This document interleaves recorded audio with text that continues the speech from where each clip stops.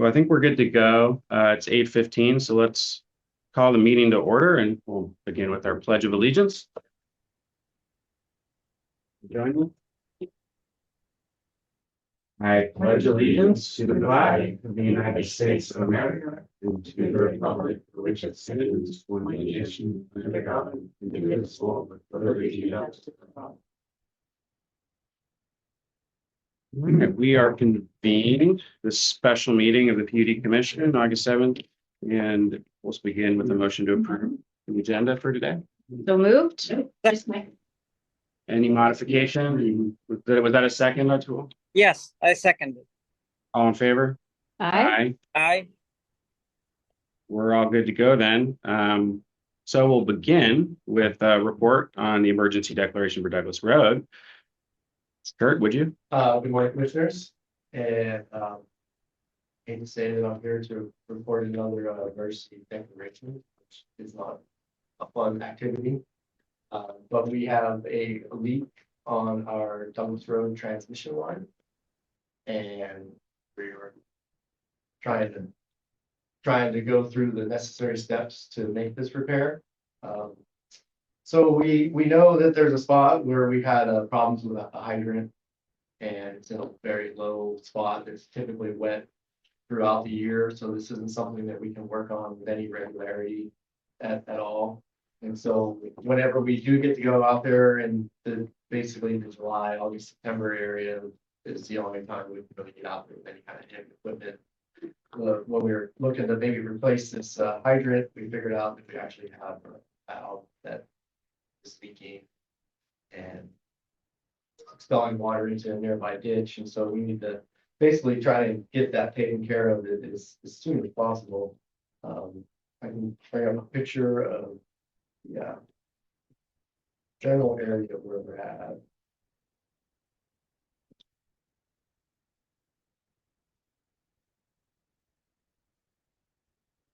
Do appreciate the visual aid. And so I don't control the big screen, so I can't necessarily help you out how that's going to be any bigger. But if you look on the left side of the picture, there's Douglas Road, and that's heading east to west, and then it's just out to heads out to the Cherry Point area. And then heading east, there's actually Imhoff Road, which is just actually you can see it on your screen. That's the north-south road on the right side of the screen. That's Imhoff, and that's where the leak is at. And we are trying to, the intention is to put a line stop in, and basically in the field, which would be almost in the center of that picture. There's a gravel road with a 90-degree curve that goes up to the north. So that's basically right where the work location is. And so the intent is to put a valve stop in that location. And basically about a line stop is you're introducing a new valve into an existing pipeline where there is no valve at all. It's just straight pipe. And so we have to basically cut into the side of the pipe and go through all the steps necessary to install the fittings and the receiver for the valve. And then we can put a line stop, get the line stop in, then we can go back to the Imhoff Road location and replace things there. We're gonna just put a blind flange, it's called. We're gonna take the fitting that's off the pipe and just shut it off completely. We're gonna just basically remove any connection whatsoever at the Imhoff location, and this line stop in the middle of the field. That's will facilitate that work.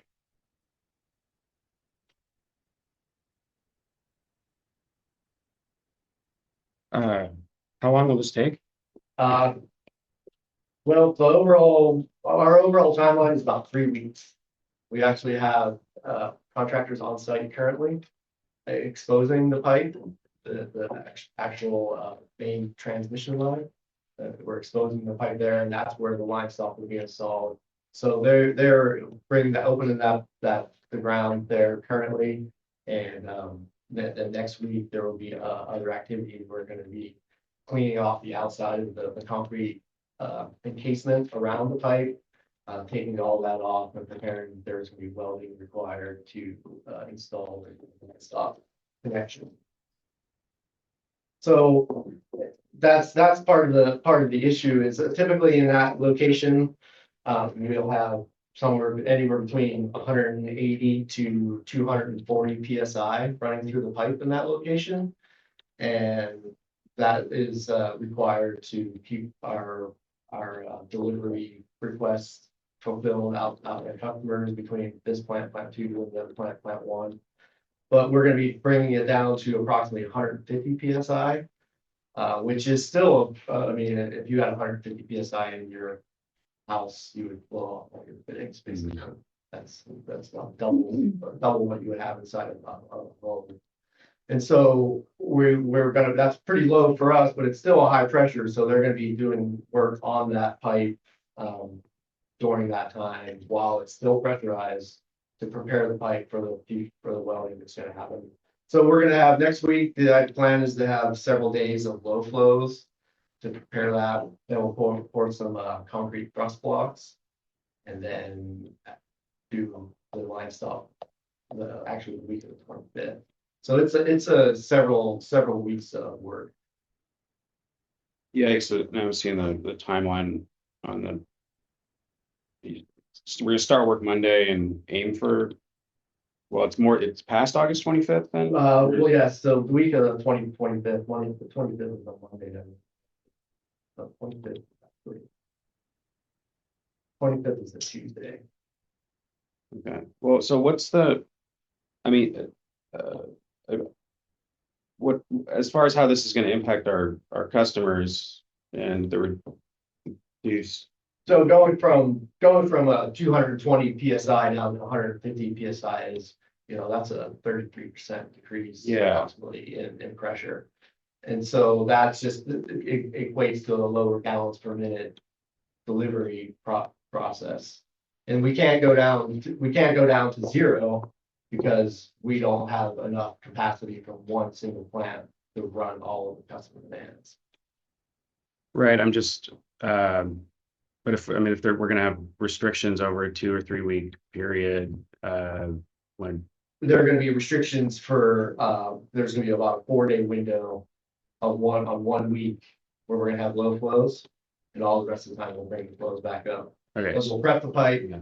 we'll put in thrust blocks, and then bring the pressure back up. And then there will be a week on the 25th when we will basically shut off the plant at that point, and there will be an 8-hour window where we will have no flow on plant 1. So just not having been through this kind of thing before, is that, so we're gonna, customers will, I'll have a cup, so they'll have notice and. They've been noticed, yeah, we've been on regular. But we have redundancy built into the system, so they won't be without water. Right. Yeah. Just during that Yeah. 1-day window. And this isn't low flow for 3 weeks, the 4-day period of low flow. And then there's a 1 day with an 8-hour outage. Right, but even like an 8-hour outage. Oh, isn't it fun? There is. No, it's There. we have some ponds at one of our customers, and we'll bring those ponds up to the highest level that we can before we start that time, and help give us a little bit of buffer to create to do our valving between the 2 plants to provide water to some of the other customers that do not have any type of storage, which is really generally all of them. I presume this isn't the first time that this has happened, but there's like means to prepare for the outage.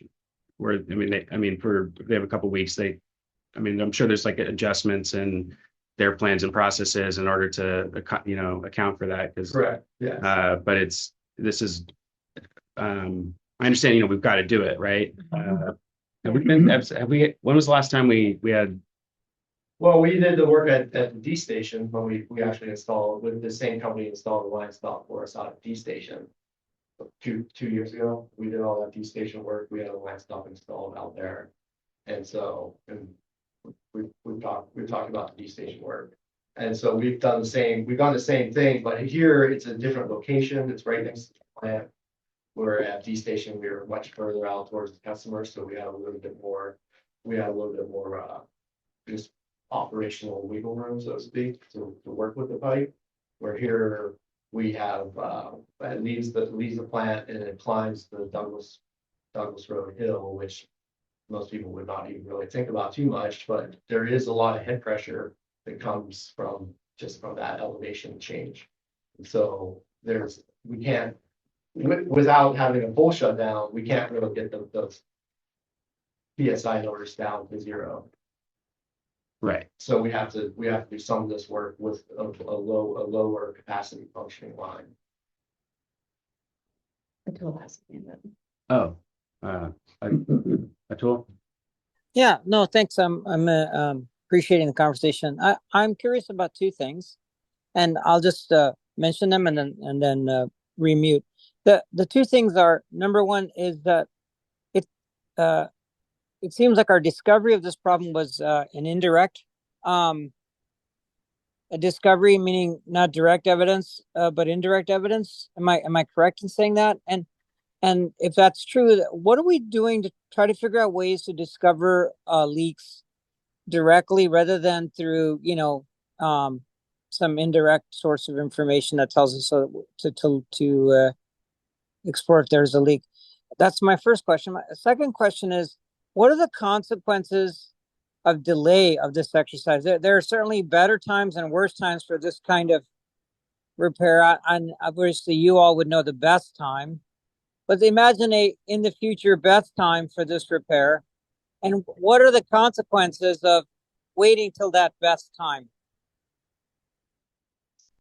Well, I'd say that for the first point, we have operators who are constantly out in the field, looking at all of our connections, our hydrants, our blow offs, everything along the system, to figure out, to just keep a constant eye on our pipelines. Secondly, we're actually looking to begin a hydraulic study, which will give us a really in-depth look at our entire system, and this would be basically a longer term study in the sense of we're going to have gauges and metering out in the field to tell us our pressures. Places that we don't really have these things right now, these would be temporary pressure gauges to give us a full, complete view of our system, to know where our pressures are higher or where they're lower, where we might not expect them to be higher or lower, and that study will drive these questions of what kind of repair cycles we need to engage in. And then the second point was, what was the second question? Can we delay this? Oh, so the weather window right now is going to be one of our best weather windows right now. It's summertime. We're halfway through summer. We're to have the drier ground for any of this type of work is always going to be the most ideal. I mean, no matter what location we're dealing with, the drier weather is always better for this kind of work, and especially in this location. I mean, anyone who's familiar with the areas north of the Slater Road Casino and like kind of west and south of downtown Ferndale, a lot of these roads get covered water over roadway for several months out of the year, regardless of anything to be. It's just these roads get underwater regularly. I mean, some of these spots have gates built in. I don't know. I'm sure some people have seen gates on Impop Road or other access road where they close off the road for this kind of. So this is the best time of year to do this kind of work. Yeah, I'll also add, Kurt, that the leak isn't going to get better. Right, it's going to continue to get worse, and so every day that we would delay is added risk. And so this is adjacent to a roadway, and past that roadway is a creek. So what we want to do is we want to address as quickly as possible. So before, because we don't want it to develop into something much larger that affects the roadway, affects an adjacent neighborhood and the creek. So right now is the best time to deal with this. Thank you. So I just wanted to follow up and say that way I understood the answer to the first question is that absolutely yes, that is our organization's thinking, which I'm really glad to hear. I used to be familiar with a term which I'm not really so much called hardware in the loop, was where you your physical plant and some kind of simulation, whether it's, a full-blown computer simulation or a collective systems understanding, are work in tandem with each other, are meant to be mirrors of each other. So you've got some kind of a model and you've got the actual physical plant. And you can look at the model of the physical plant as a way to understand and reflect on the operation of the physical plant. So, and I'm sure you guys are aware of that subject and how that's applicable here. But on the second thing, when I asked my question, I was thinking about load, not about working environment. And I think the point you're making is that yes, load isn't irrelevant, but working environment is far more important, right? Right, you do bring up a good point, Commissioner. Our load is higher right now. There's no denying that. So that is something that's why we're trying to have a repair solution that involves continuing flows, even if they are at a lower rate, to continue flows, because we do have a high demand right now. Yeah, I do think it's in our customers' best interest to address this immediately, right? If you have a catastrophic problem or a larger problem because we wait, their outage is going to be a lot more than 8 hours. I have one last, I guess, comment, if that's okay. Yeah. And in this capacity, I'm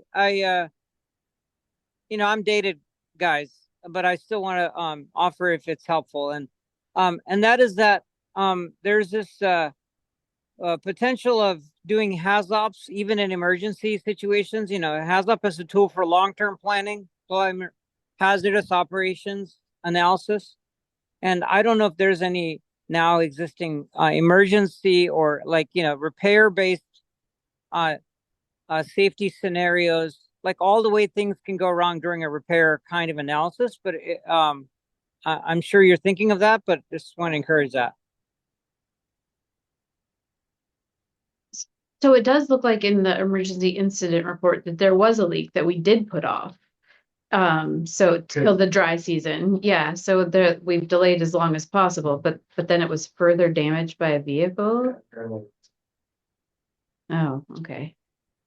Great. That's not the same leak, right?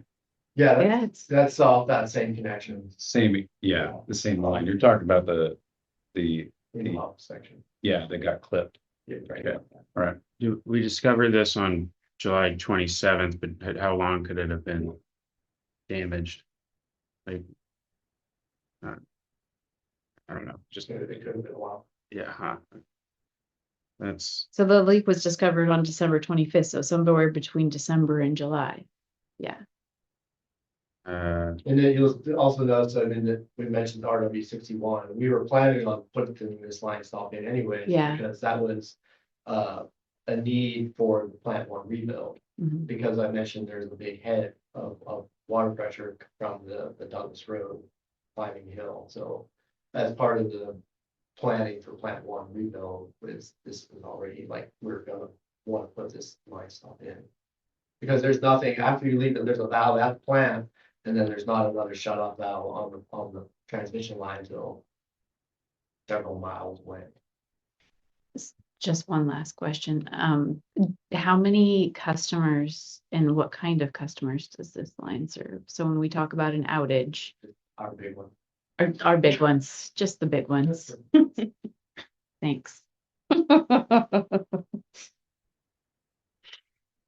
you have more questions? Nope, that's all. You have more questions? May I just, Oh, on the contracting side, so Kurt, at this stage, this is just sort of the report on what has already been determined to be an emergency at the general manager level, and then there's a contract later, it'll be a motion to ratify that or something like that. Right, yeah. Okay.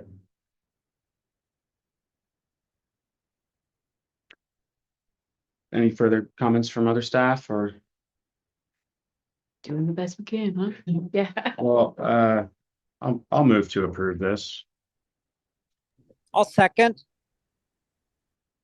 Oh, it's already a vote. Oh, I guess it's not, this is a report. You're Okay. required to tell you. Yeah, Yeah. I guess okay, right. We agree. Right. I guess I thought there was some, I guess you require, Afterwards, we'll bring you a resolution. that'll be after. Okay. Yeah, we'll bring you a bill. Yeah, that'll be after. Okay, so there's no motion. Correct. But we appreciate getting the report at the first opportunity, so. And then on Tuesday, whatever information I may have, I'll talk about this on Tuesday as well, so. Right. I have one last question. So our big customers will not have water for 8 hours. Well, we'll still have plant 2 running. Yes, so there's, like I had said earlier, there's still redundancy built into our system. So if there were say a fire, they wouldn't be without water. Yes. Okay, that's, Does that make you feel better? yeah, I guess Okay. from the way it was worded on the page, it Mhm. did make it. Like there's reduced flow capacity, but Grandview's still gonna have Right. we'll still have it. This the vertical line, And, which comes off of plant 2, so. and irrigation customers will have to go a day. Yeah, irrigation customers. Yeah. Will have to buy each other. Okay. But it won't be catastrophic. And understood that, this is what we gotta do to, avoid further risk, so. Yeah, it makes sense, and thank you for being on top of this and moving quickly, so. We will move to our next agenda item, WIRA-1 Watershed Management Project presentation from Rebecca. Are you there? Yes, Hello? I am. Hello, can you hear me? Becca? Yes. Great. Let me share my screen here.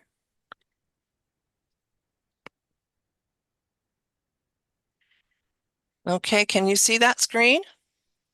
Can we make it the entire screen? Can somebody, Let's even see. with glasses, my eyes just aren't We do that. what they used to be. Well, You have it printed Yeah, out. we can go. well, Yeah. I don't know why it's Yeah. not showing up bigger because it should be a full screen for you. Oh, yeah, it doesn't look like it's in presentation mode. Well, hold on, let me put it in that. Wait, sorry. Pretty picture. Take me a second here. Yeah, I like that. Let me get it into. Okay, maybe does that help? Yeah. Yeah, there you go. Okay, sorry, I hadn't turned that on yet. I'm a little rusty at PowerPoint, sorry. Okay, well, at the request of the commission and from direction from Tony, I put together, or Andrew and I put together this slideshow, and I take Andrew, he did a great job of putting the slides together. I really appreciate that. So going on to slide 1, slide 2.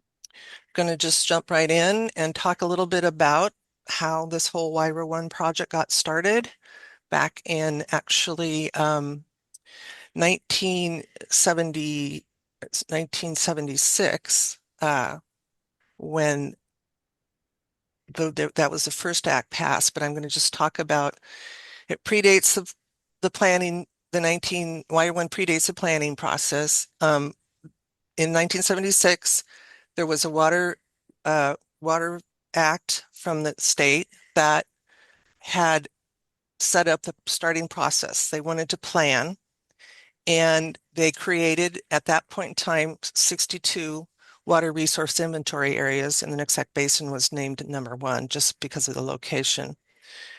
That act, which was the Washington Water Resource Act, the full name of it, again, started the process of planning to have each WIRA create their own watershed management plan. And then in 1998, the planning framework was then again approved through the state with House Bill 2514 and Chapter 9082. And that is when this WIRA really started to function as a group, because in that particular plan, I think I'll go to slide 2 now. see, slide 2. So in the Watershed Act that was planned, the 1998 Watershed Management Act, this is where they designated that each WIRA would have initiating governments, and those initiating governments were designated in that act as to who they would be. So it's the largest city in the county, tribes of the county was what, so it was Lummi in the Indian Nation, the Nooksack tribe, the county, and the Whatcom Public Utility District, because we were the largest water purveyor in the county. So that's how the initiating governments came together. And 4 of the 5 initiating governments, they wrote a memorandum of agreement of how they would work together. And the 4 of the 5 signed them. The Nooksack tribe preferred to send a letter of agreement. And then this joint board was created by the 1990, that once they had that interlocal agreement, they created what we now call the Watershed Management Board. And then the WIRAs were designated to create, the Watershed Management Boards were designated to create a planning unit. And those were based on there was like 10 to 15 water resource interests, and I'm not going to go into all of them, but it was like agriculture was part of it, diking and drainage. So these are the caucuses that were created to help with the development of the watershed plan. And we started meeting monthly once all of these processes were in place, and we met monthly until the plan was approved until 2005. Let me go on to the next slide. I see Commissioner Dishmani has his hand up. Oh, sorry. Pause. I'll go back. Do you Did want you to have a speak?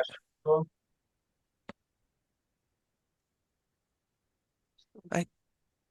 Still muted. Oh, maybe He's on, Maybe. yeah, he's still on mute. it's by accident. Okay. Well, I'm sure he does want to talk. We can We'll keep going. we'll let you get through. We'll take questions at the end about. Let you. Okay. Okay. So during that time when they were developing the governments, they were also doing they created the structure and function document in 99, and then they developed a scope of work for the actual projects to start.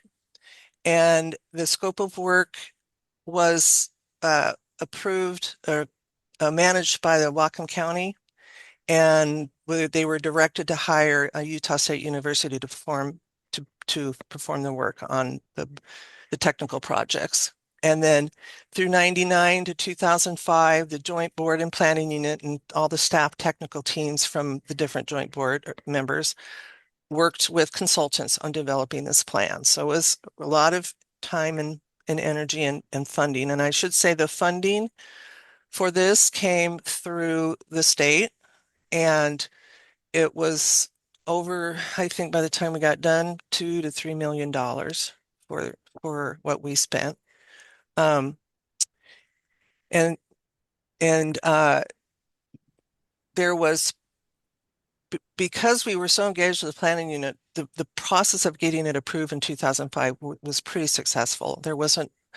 Most of them were all on board with what they wanted to see done. I mean, there was some differences, but overall it was a pretty robust agreement that this plan was what we were going to follow. Okay, so if I could. Yeah. I had trouble on meeting earlier, and I remember the question. You don't need to go back. I just, the Nooksack tribe is unique. Is that unique in terms of its participation through a letter of agreement? Is that, as far as operationally over the last 30 years, has it had any impact on anything operationally? No. Okay, that's first thing. And the second, I just wanted to remark that it's just really amazing to me. And here in Whatcom County, we have almost 50 years in this kind of collaboration, right. 25 years of planning, and 5 initiating governments working together, and 32 projects. Right. That's just like when this was going on with the 2000, from the 99 to 2005, we had all kinds of small projects going on, or, studies and things going on. So we just wanted to give an example of what those, that's And how many there were going on at that point in time. From are we 19, aware, are we aware of any county in Washington state that has this kind of a history in so-called, what I would call collaborative solutions? And people are saying collaborative, but like, it's not new. We've been collaborating for a very long time. I haven't found, Rebecca, any county that certainly supersedes us, and maybe yeah, some that come close, but yeah. really Well, something to talk about. I guess I would agree with you. I don't know county by county. Not every, even though the state designated that we were supposed to do this plan, not every WIRA, because it was basically a WIRA, but it was the state, or the county, not every WIRA did one. Some people opted out. And I don't know if it's come across it yet, but when we did the plan, the one requirement is that you had to do quantity. So to me, that pointed out that they were really focused on, okay, everybody's starting to be concerned about how much water we have. But there were also options as to water quality and habitat and in-stream flow. And this why we chose to do all of those components of the plan, because they wanted to address habitat and in-stream flow. So I would have to go back and do some research to find out what other WIRAs actually did their plan and what they focused on in their plan. But that'd be an interesting little research project. Okay. I'm gonna Surprised move this. in this, I was a little bit surprised in presentation is, and I should have remembered, but I didn't. And that was the water rights review projects. And could you remind me what the general flavor of those projects is? It was just a broad general overlook at who had the water and what as much as we could find. It wasn't a real in-depth study. It was just kind of reviewing the laws and going through that. And I can't remember the date of that study, but I can get that to you guys. Okay, I'm going to move along too. So this helps too. So starting from 2004 to up to 2007, this kind of just recaps what we just talked about. The Salmon Recovery Board was established in 2004. The plan was approved in 2005. And then the Salmon Recovery Plan was adopted in 2005. And then a detailed implementation plan was approved in 2007. Again, we're still working as two separate, the Salmon Recovery Board and the WIRA Management Board are still working separately, but have a memorandum of agreement. And this was, again, this whole time during this time period of 2004 to 2007, this is when everybody was kind of like, okay, whoops, sorry, I just touched something I didn't mean to. Can you still see the screen okay? Huh, sorry about that. It'll go back to normal here. There we go.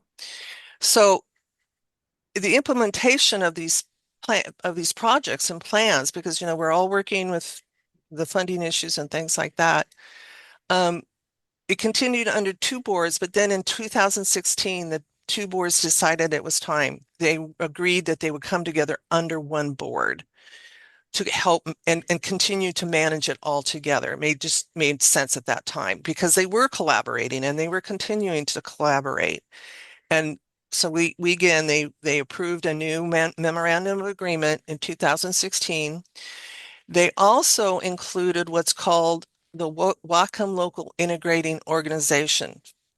That it's an outcome of us becoming a member of the Puget Sound Partnership. And they designated their different WIRAs. They didn't call them WIRAs. They just went by the county. So we also have a group that meets with the Whatcom Local Integrating Organization when we have things to talk about with anything with funding and things like that. And typically it's the same people, the same staff team people meet.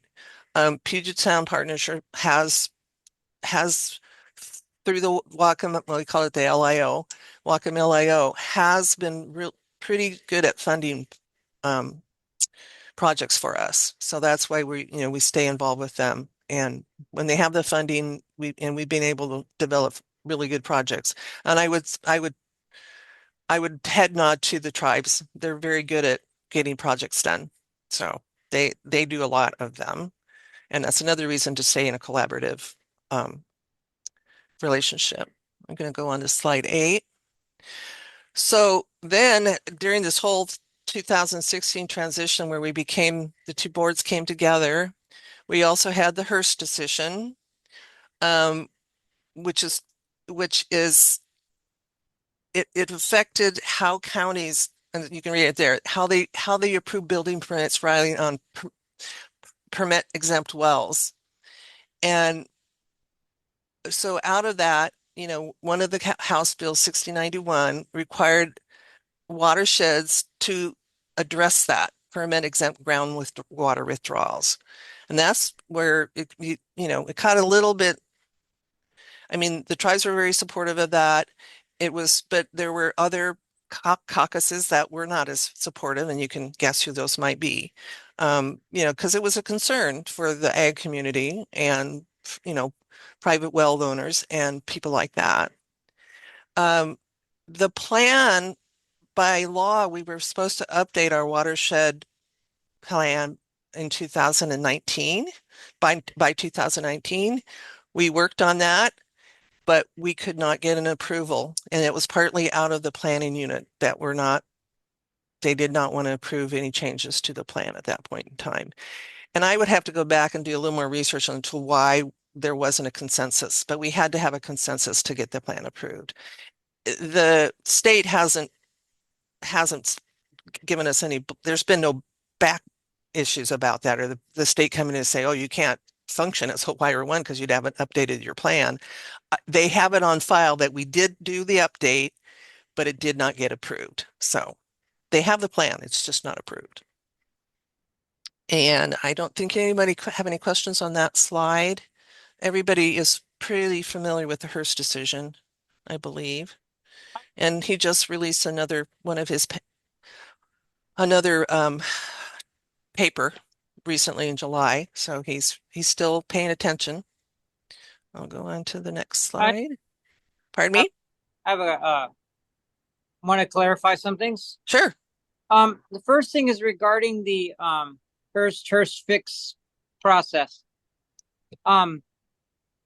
So regarding that, it's good to hear that the way Ecology is recording it is that we ran out of time in getting a consensus agreement, and then Ecology stepped in and did the 500 gallons per day for private wells as kind of a stopgap solution.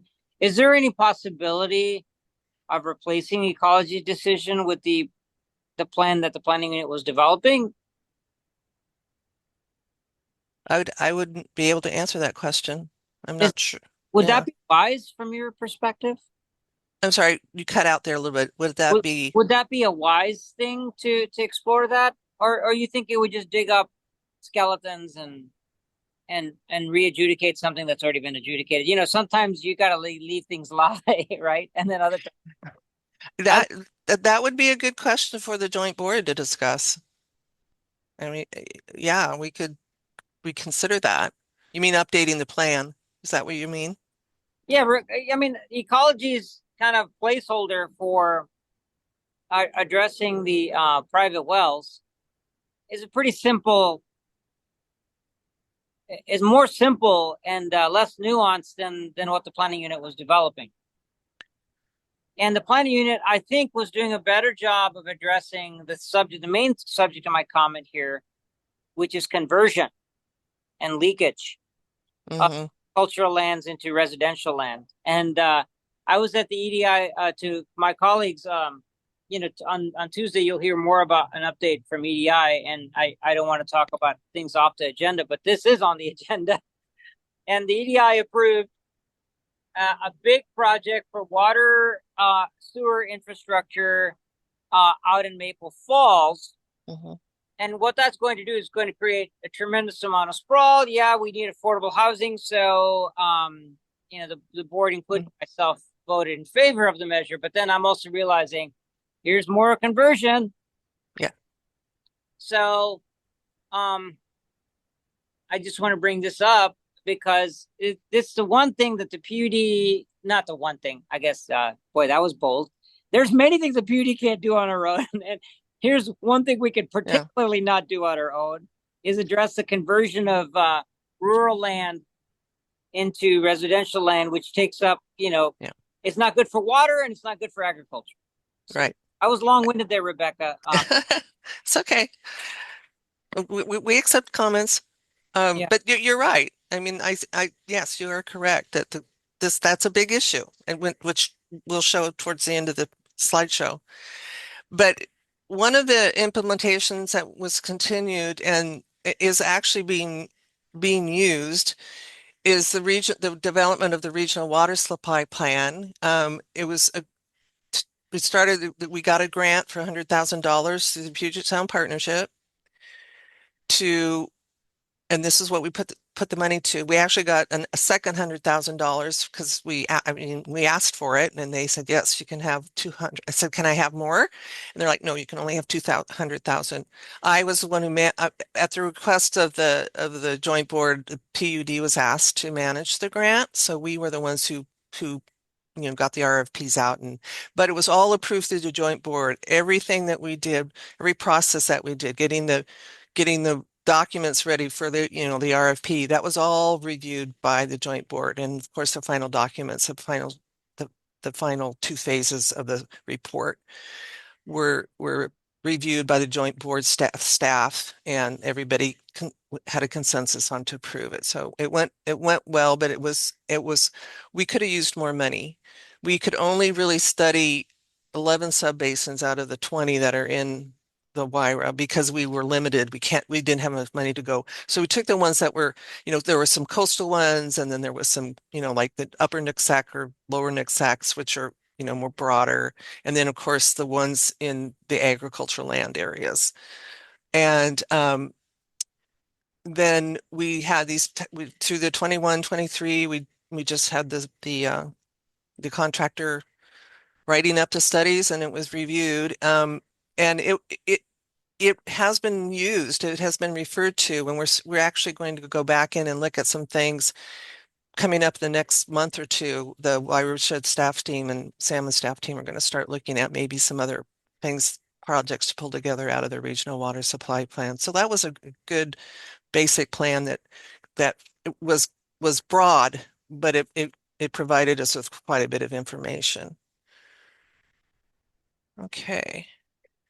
And one of the things that came out of this regional water supply plan, it compared how much water would be around, how much water now and compared to 2070.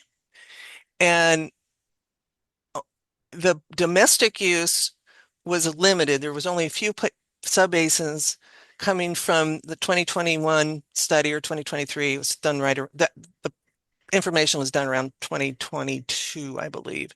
But they were like comparing those the 2022 to 2070, and most of the basins were fine. They would not exceed their domestic water rights by 2070. Big difference in the irrigation use.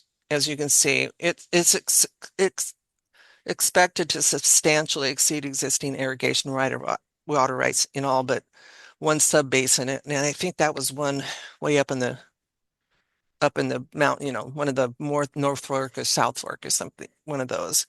But that's a concern. 2070. And as we watch what's going on currently in the climate change, that whole report, that part of the report might need to be revised. But based on if we could go out and get new information like 2026, how does it compare to 2026 to 2070? Those are the kinds of interesting things that would be, I think, might be one to spend a little bit of money on. And then there are there are some storage concepts that have moved into the feasibility review. They're not completely, they're still working on that. This is a very current project that the tribes are working on, and the one is Musto March and the other is Springsteen Lake. Those are both high up in the north. Let me correct that. One is in the South Fork and one is in the North Fork. Let's see if I've got some notes. Yeah, the Springsteen Lake is near the East Nooksack Glacier. So it's fairly high. It's 3,500 feet elevation. And it would be storage. Both of these would be storage of some kind. Musto Marsh is on the South Fork of the Nooksack, within the Hutchinson Creek, which is lower elevation. And so, but it provides really essential habitat for salmon, and it also would improve water flow and habitat connectivity. And so that, pardon me? So Musto would maintain connectivity for salmon. Yeah. It's low enough that it would maintain. Yep. There'd be ladders or something like that for that. Yeah. Okay. I don't know the details. These two projects are still being studied for their actual feasibility, and there's some money there for them, but they need to go on. Once they realize that if it's feasible enough, they're going to go out and get some. They have some grants now to work on the feasibility. Then they're going to come back and say, okay, it's feasible. We're going to do this. We're hoping they're both feasible, but that's the process they're in right now. The tribes that are working on those. And is that both Nooksack and Lummi, or is it Nooksack? I think it's Lummi. Oh, okay. Yeah, I bet, let me correct myself on that because it could be both tribes. So I'll find that out for you guys today. I don't remember which one is actually, I should have.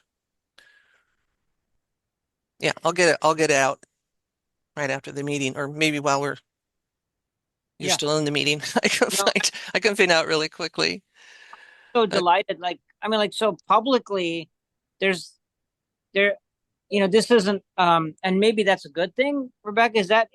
Should we interpret as a good thing that there's not any public communication about storage by the tribes, but yet it's happening there as far as investigation? Well, I wouldn't say it's not public. I mean, it's public within the WIRA one, groups that meet. I mean, because, yeah, but it's not, I don't think there's been any big, like, countywide announcement because they are just doing the feasibility studies right now. Thank you. Yeah, because if it's not feasible, they're not going to do it. And so I don't think they want to get people's hopes up. But they chose these two because they think they will be feasible. Alrighty, got just a couple more slides here. So we are kind of at the end of that part of it, but just one last slide. I thought could have put in a nice photos of the beautiful WIRA One Basin here. Thank you, Andrew. And the last slide now is about how we sustain the implementation. And of course, there's some fairly big challenges to that.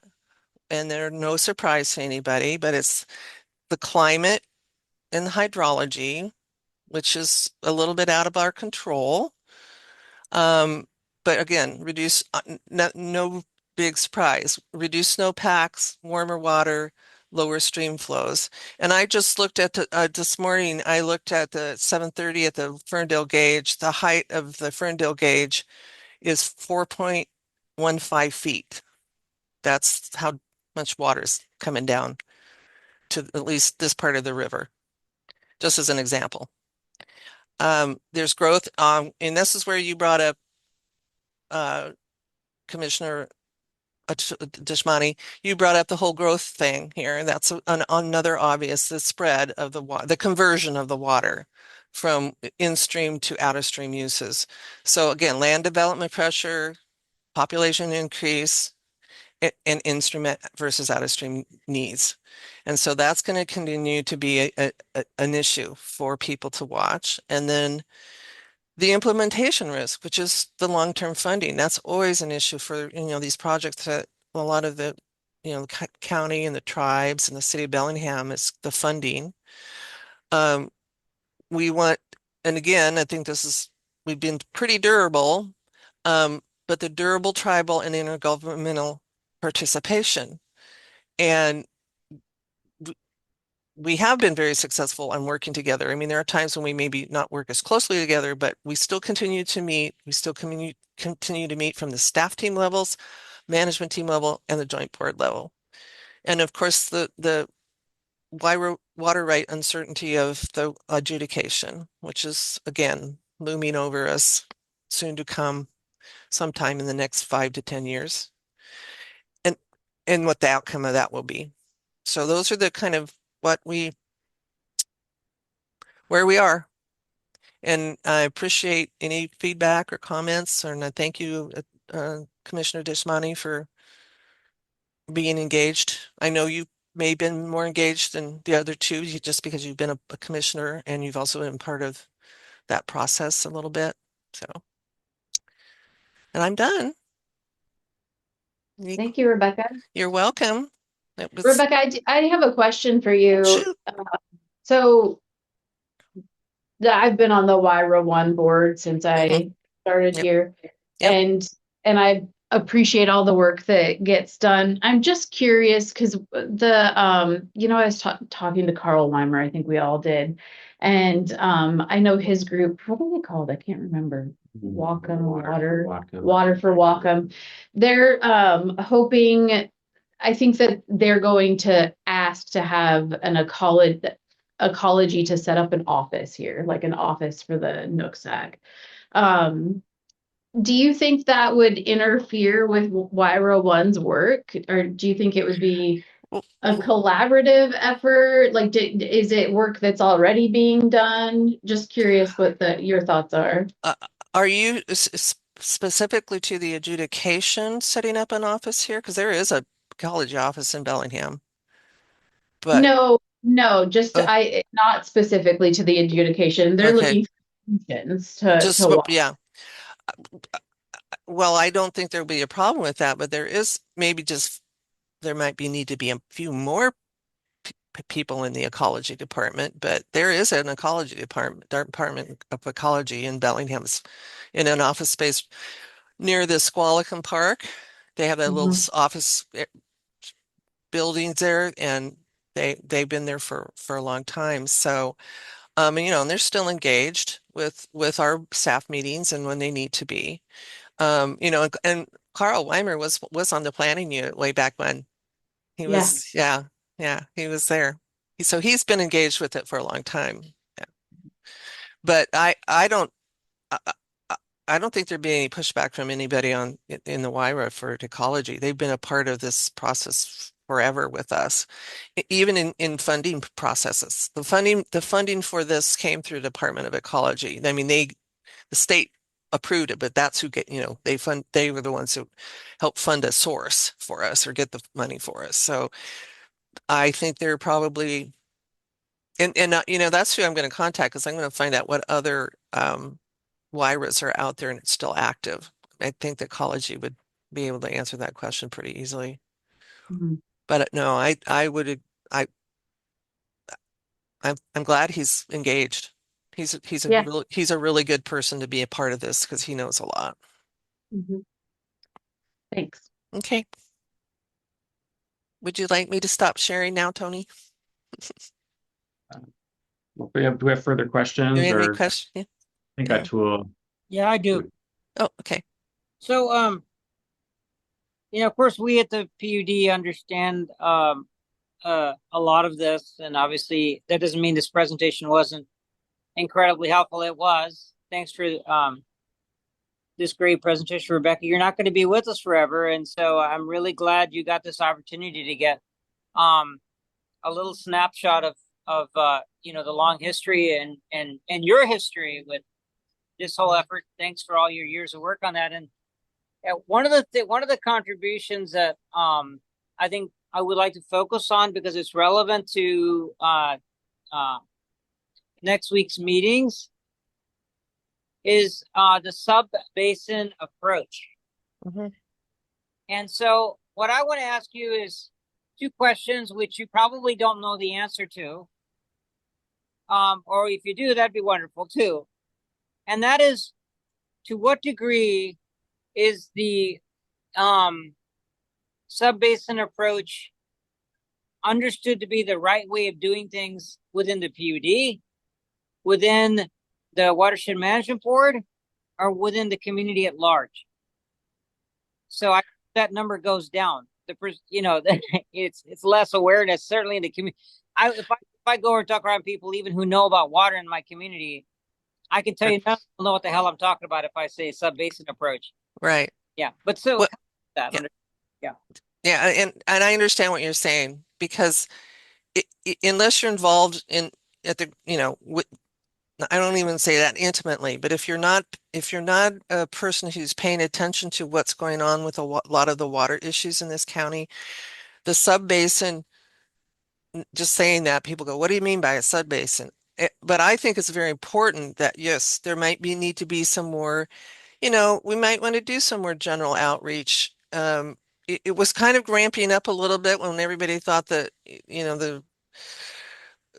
had to have your claim forms in by May, and now it's not till June of next year. And so a lot of the outreach, and I have to hand it to the Whatcom County, they were doing a lot of outreach, and they've scaled way back on doing those meetings with people, specifically to the adjudication. It wasn't just outreach to broader groups. But it's been, I mean, it was a smaller populations back in the when this whole thing started, 99 to 2005, 2010. There was probably a lot more outreach because everybody needed to be aware of it. Maybe not so much the same thing now as we were doing the whole watershed management plan, but certainly could be a concept that I could say, hey, this came up at our my PUD presentation to the WIN group, the outreach group that is kind of an out, and that again that whole WIN group started with the watershed management plan, because they had one of the teams that they had working was the PI team, Public Involvement in Education. I was a member of that with 3 or 4 other staff members from other parts of the WIN group. And that didn't go away after the plan was approved. That evolved eventually into the WIN group, Whatcom Watershed Information Network group. And I know you all know her, Becky Peterson. She's been involved with them. She was involved with it before. She and people like Tom Anderson, my former general manager, they were involved with the outreach even before this. They had this Nooksack recovery team that they worked from in the early 90s. Steve Jilk was a part of that. So, I mean, that's how long back they've been doing that kind of outreach. It was small. It was, that team was, I just got involved with that. And then this whole WIRA One project started, and we morphed into this public involvement in education, where we would do fact sheets and send them out. We did meetings all over the county, different parts, different sub basins we would go to, and, some Grange, we'd go to a Grange and we'd talk about what we were doing. Of course, after the project was, approved, those kinds of outreaches stopped. So it might be time for me to talk about that in the WIN group and say, hey, maybe we should go out and do some more outreach about what's happened, just like this one. Say, here's some projects we've done. This is what this WIRA One project did. I mean, if that's the kind of information you think people might like to hear, and kind of educate them a little bit more. Because there's whole new people that live here now. Lots more people that live here now that don't know anything about this, like the ones who went through it back in the 90s and early 2000s. I'm sorry, Tony, we went way over time, I think. Well, all right. Very good. Thank you, Yeah, Rebecca. and it is, it is such a long and storied history, really an unfolding saga. So I think it's really helpful that you prepared this clear, simple overview of the context that we're in and that background. And I think the slides you prepared are going to be a helpful resource for those in the future. Just getting the And bearings again, on. it was a team effort with Andrew. He just has to be in at some other place. He had to be over. Where are you, Andrew? I can't remember. I'm in Boise. Boise, Where? yeah. He got to go to Boise. Great job, Rebecca. Okay, thanks you guys. Well, yeah, and I hope if you'll be sticking around later for our Oh, yes, discussion. yes. Uh, I'm gonna as I'll come into the office. I mean, I'll come into the conference room for that. Yeah.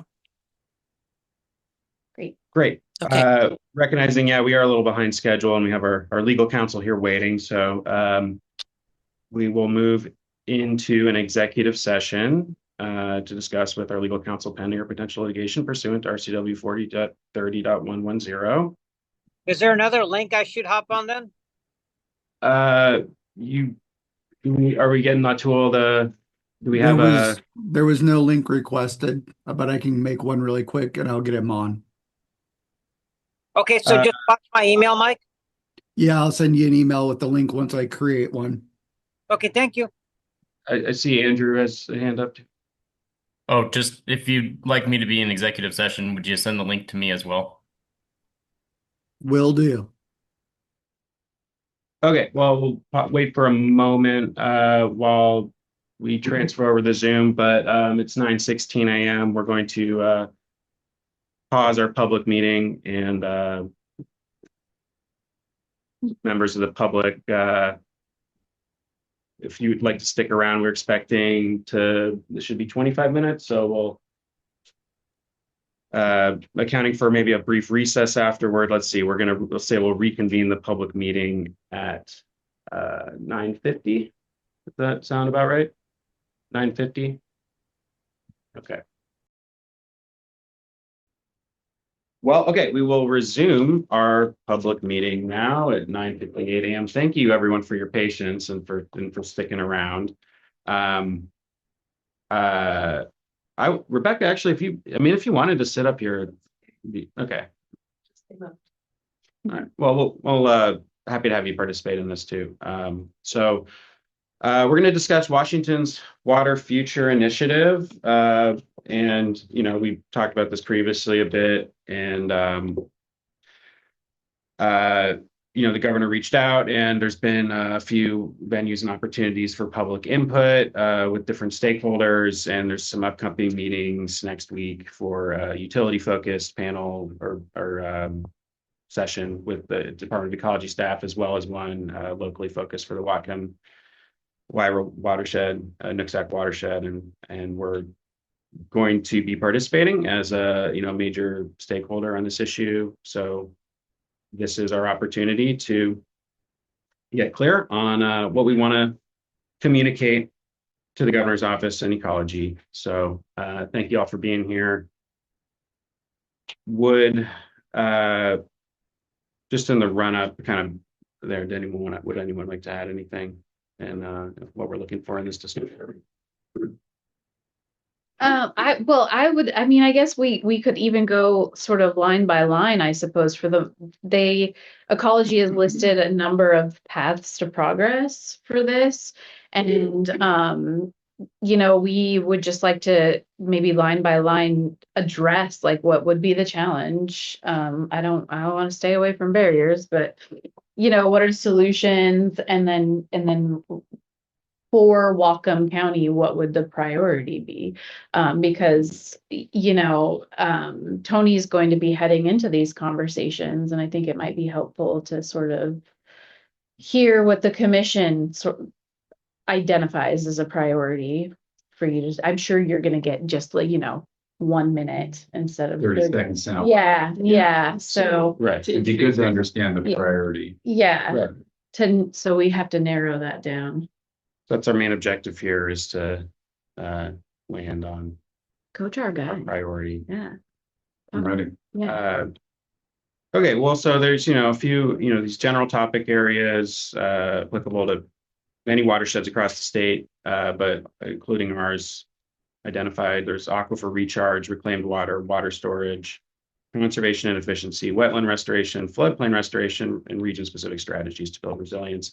I'm thinking as far as how to structure this. Do we want to talk about each of these things one by one? I don't think we have to. Okay. I want to just quickly address aquifer recharge.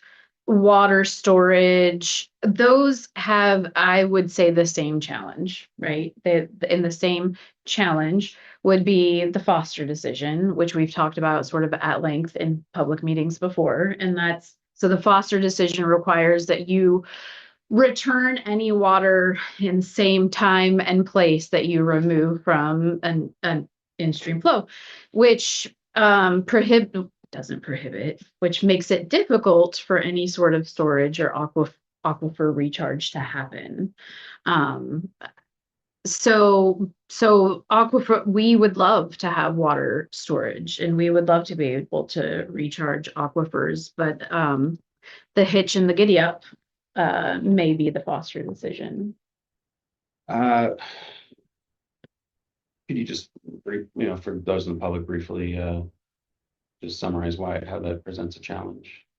Yeah, so if you have to return water at the same time, same place from where you removed it, you are unable to divert that water into any sort of storage facility, whether that's natural or whether it's tanked, whatever, and also, you wouldn't be able to take it to recharge aquifers. You wouldn't be able to pump it back up to, so it's a significant challenge if it has to be returned right away. So, and that's part of Washington state law. So, Right.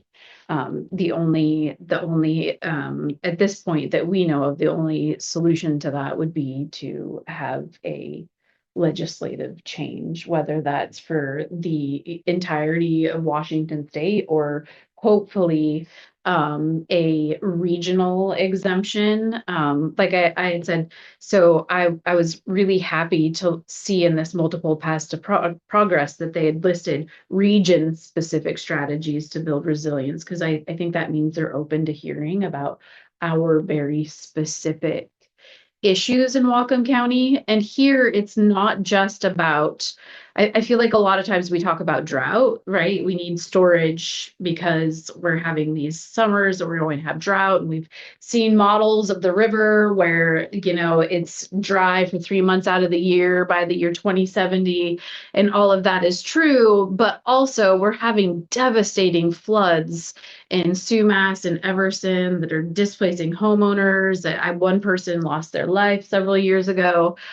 So storage is a solution not only for drought, but for controlling floodwaters. And, granted it, the entity behind new projects for water storage to, substitute our declining snowpack and summer flows, right? Mm-hmm. Doesn't necessarily have to be Whatcom PUD, but pretty much everyone's probably going to agree that, in the near to long term, we're going to need more storage. Absolutely. Right? In order to, sustain summer supply, right?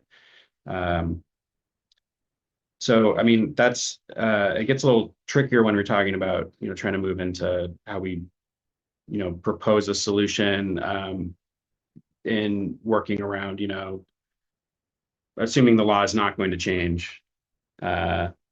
It's not insurmountable, but it does create, it is preventing us, from that, it's a challenge to have to work around, right?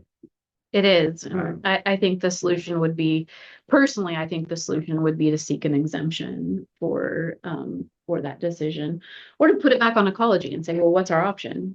We have this, very large problem. If we can't do this, well, what can we do? But I think moving forward that we should be seeking an exemption to the foster decision here in Whatcom County. So, one thing that I want to bring up is there are many times where people don't even investigate things when there's a perceived barrier or challenge. And I think that that's another point I want to bring up, is that, we're in a situation where we want to create a fertile ground for problem solving and solutions, and right now we don't have that because of how this particular ruling is being perceived locally, and I'm just supporting your point, Jamie, but just recognizing it's not only a barrier potentially or a challenge for specific action, it's affecting the culture of problem solving around water. And I think that's even a greater concern. So. Yeah. Not specifically public comment time, but I don't think you're gonna get overwhelmed today, so I wonder if I could add something. Yeah, I would everyone be okay with allowing that? Okay, sure, go ahead. So what's missing from this list that you're looking at? But I'd like to see you guys, as you're talking to other governments, introduce the idea of starting to think about fire suppression, wildfire suppression. I think it's quite timely, and the storage issue somewhat overlaps with that, but there has been, as nearly as I can see, there's been very little discussion of it. I'm sure it happens, in individual governments, but I think it ought to be a collective item on the list. That's just a thought. Chair, I want to respond if I could. Sure. So I just really like that insight. Fire water, if you look at the physics of fire water, it's a peak water use. It is for our customers. Fire water is the worst case, highest demand scenario. And as a municipal purveyor, we're directly connected to being able to solve countywide crises, aka a fire. So I just think that's a really good insight. I think it's a good point to try to incorporate that somehow into our offering to the group. Yeah, I just want to point out though, because I agree that this is going to be a big issue. And a few years ago, I was even listening to, what was her name? Hillary. She was the saying that there were more fires on the west side of the state than the DNR. East side of the state, and that was, I think, 4 years ago. So that is part of our future. But I do want to point out that this particular document is talking about water supply, not what water is used for. So they're specifically talking about like they're not addressing why we need water, water for salmon, water for drinking, water for agriculture, water for fire. It's specifically talking about supply, which I think is important. And we should be talking about it maybe in a different area. Yeah, and I guess just so I don't know, maybe I should kind of done this in just the general overview so everyone's on the same page, right? I mean, it's like ecology is recognizing we're all dealing with this. We already have a problem where demand is greatest in the summer when supply is at the least, and with forecasts and projections and climate change and melting, we'll have reduced snowpack, less supply coming out of the mountains into the streams in the summer, as well as on the other end, oversupply of rainwater coming down in the winter, which creates flooding issues. All of this, the way, like in the bullet point of topics, several of them I think, or most of them are all very interconnected as part of the same thing. So, I mean, if you want to distinguish, water storage as, surface, human-made surface water storage, there's natural storage solutions as well. I think is a place to where we could all hopefully, we can work toward, and where, environmental engineering projects may be needed, but where I see as more of like the low hanging fruit. I mean, we'll have like the feasibility studies going on, the projects like Rebecca identified in the presentation or in the wire work plan. But, outside of like, leaving aside what's like already naturally going into the river, you know, wetland restoration, floodplain restoration, that's a way of, storing rainwater for use later, right? And part of the problem that we're in with reduced in-stream flows, and, there is connectivity, of course, with the river and groundwater, that's led to, played into foster and everything like that. But it's, we've lost a lot of our natural storage function, and where, when the river floods, that water should go out in the floodplain and go back into the ground naturally. And there's a lot of, there's reasons why we have to limit that function. But and I just wanted to identify. There are natural, so you're right. We can release the beavers, and we can be like, oops, my beaver created a dam that created a very large reservoir of water over here. That's possible. They're talking about beavers. Yeah, beavers. Yeah. Beavers can really go a long way. We do have beavers in Whatcom County already. I've seen, in other places where they've implemented like reintroduction, and it's actually really helped to improve overall, control of floods and natural storage and all of that in river function. Because the river is it's a living ecosystem that we've significantly changed the flow and the function of the river because of other uses, which are all very important. Our housing and food production and all of that. Just recognizing that those are the reasons why those are really the challenges to implementing natural solutions. Like, yes, funding, we need that. There should be funding for that. But as far as like identifying how to do it, we have there's conflicting uses, because if we're when it comes to restoring floodplains, right? So just naming that as a challenge, I guess. But where I think the PUD, just as one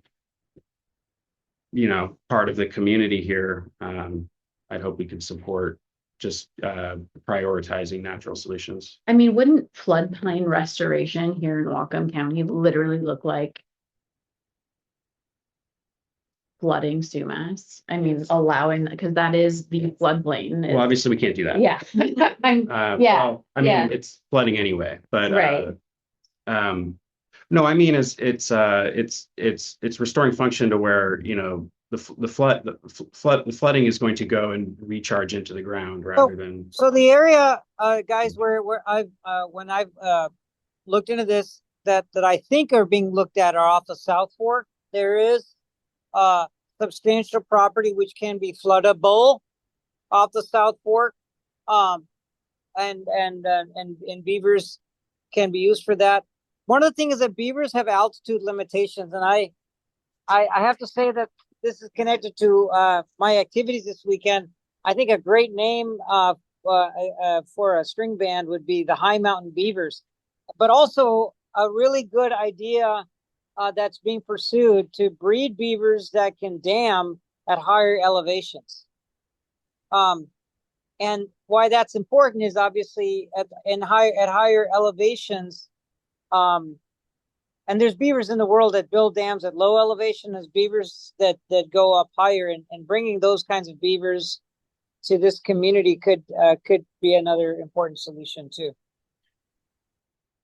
I have ethical concerns about the breeding of beavers for human use, super beavers. But there are beavers that adapt to very different circumstances, including the tidal beavers, the great Skagit tidal beavers. I am a tidal beaver believer. It came out in the newspaper recently. But yes, if there was a species already that exists that is able to, yeah. Just a little anecdotal history of my early years at the PUD, we did have beaver issues around and just water flows. And Okay. we found because they were flooding the roads down, and creating no access to get to our plant water.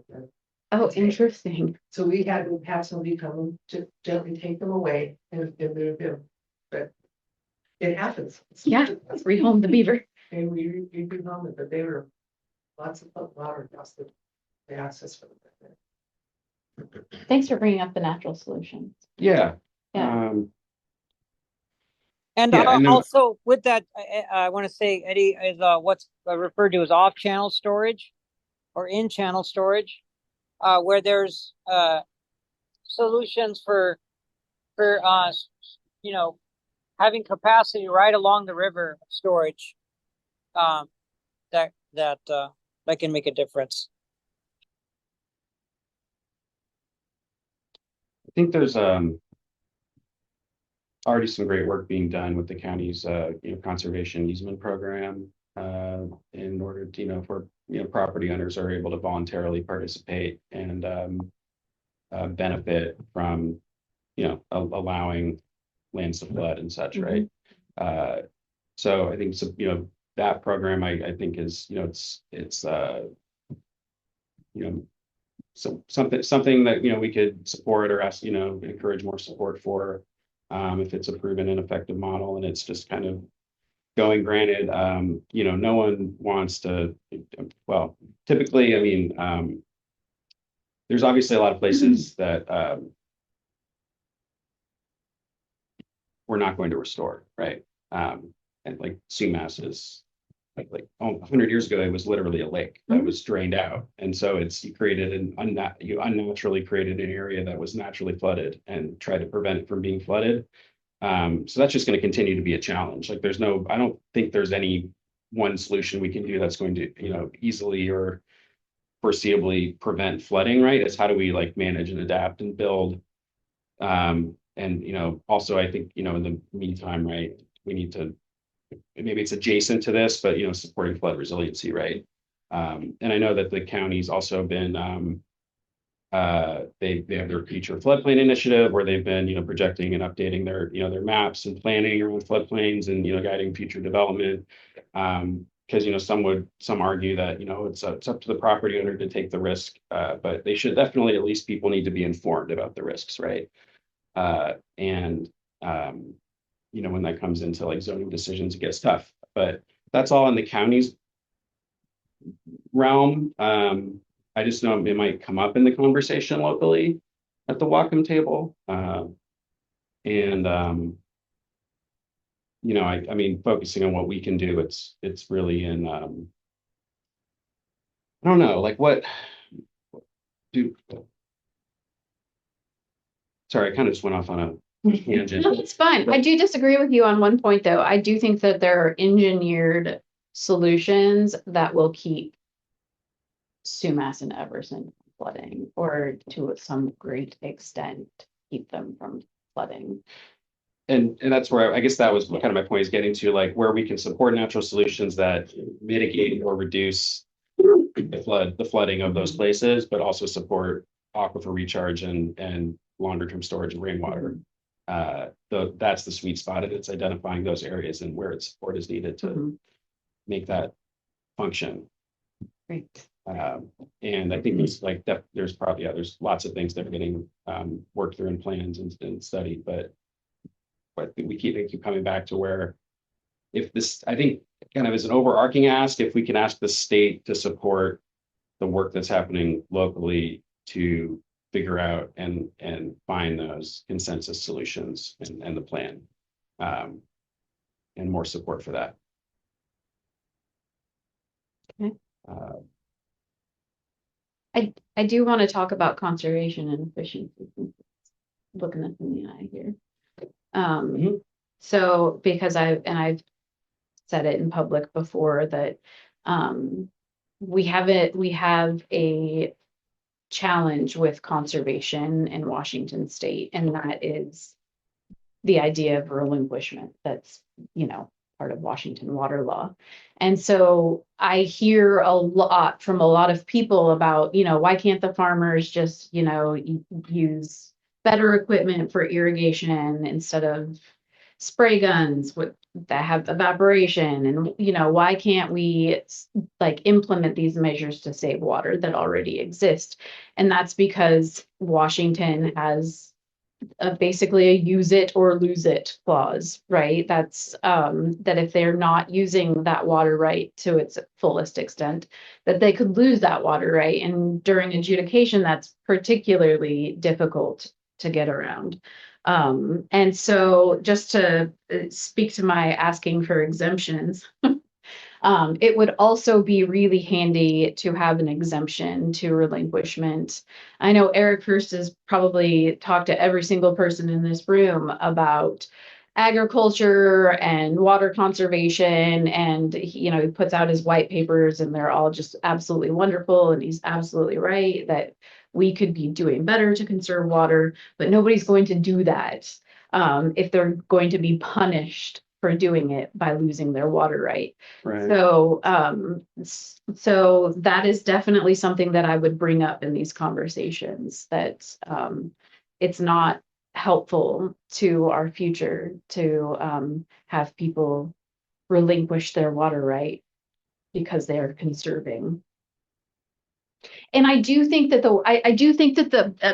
I'll just say this too, just because I do think that ecology believes that they have a solution to this, and that is that they built out this water trust program, right? So if you're not using your water right, you can let the Department of Ecology hold that water right for you until you need it. I think the issue there is that people, especially the ag community, don't really trust ecology to do that. And perhaps a different solution is to like engage with like the Whatcom Conservation District to maybe be a holder of that water right, or some other entity. But I think that they believe they have a solution, but it's not a solution that is agreeable to some of these water users. So I'll throw that out there too.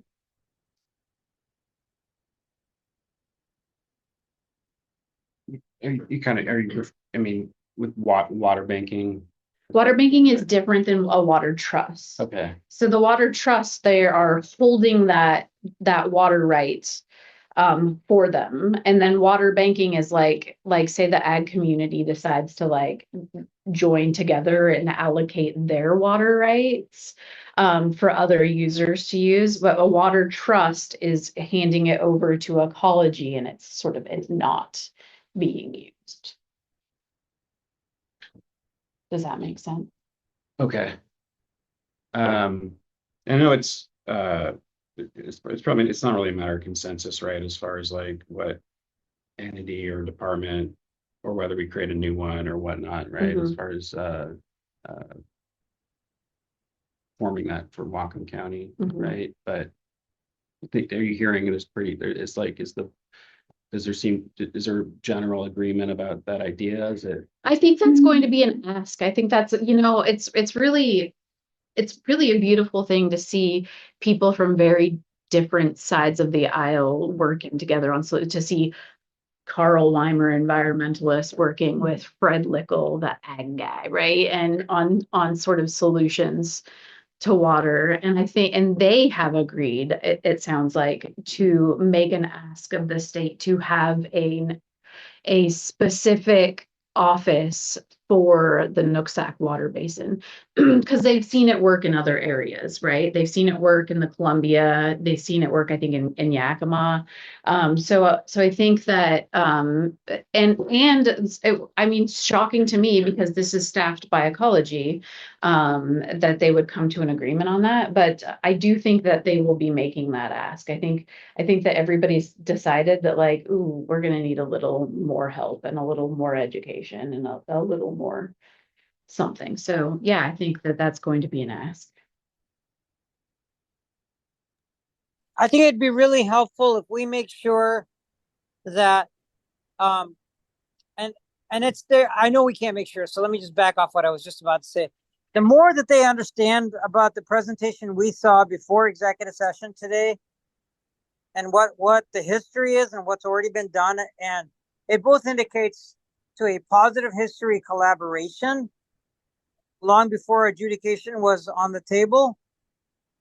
and then also it presents that there's existing infrastructure for collaboration that we shouldn't neglect. I kind of want to point out, speaking of that presentation and just collaborative efforts, that the five, so there was, five governmental entities. So it was the PUD, the two tribes, the city of Bellingham, and Whatcom County. But it's just recently, right, that we had sort of an ag water board that was separate that started to be able to give input during WIRA 1 conversations. So like, even though you had those five governmental agencies, there was still a large community of people that felt really left out of the conversations when it came to solutions. Rebecca wants to. Well, I just want to point out that the planning unit is still functioning. It's Yes. just not meeting much. Yeah. We went to quarterly meetings just to see if we could get more people, and thought we might have one in July, and they just didn't get enough interest in it. But the planning unit has not disbanded, it's just not meeting. But that's where the input is. Yeah. But it also no matter directly relationships to the IGs too. Right. Yeah. Right. It's just. And to echo what Rebecca just said, not only is the planning unit functioning, albeit at as a lesser maybe intensity, the level of collaboration and the level of teamwork has gone up dramatically in the last few years, thanks to Rebecca and actually Chris's efforts in that regard. And I think the planning unit, when I was really engaged, 2019, 2020, 21, Rebecca, you'll confirm for me that it was not so elegant and not so harmonious or effective. So I think the community may not know that either, by the way, because they kind of built a reputation for themselves in those years of struggle. And he was sitting at the table.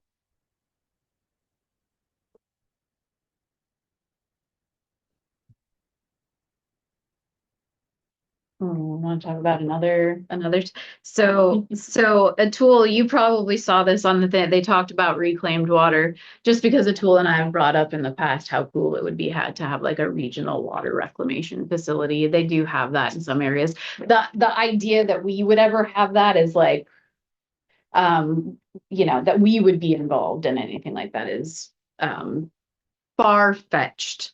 The city of Blaine has a wonderful water reclamation facility, and even they can't really use their reclaimed water to any major extent because people don't want to pay for it. So because they would have to, like fill up trucks and take the water someplace. And so it's often the reclaimed water is just dumped back into the Salish Sea.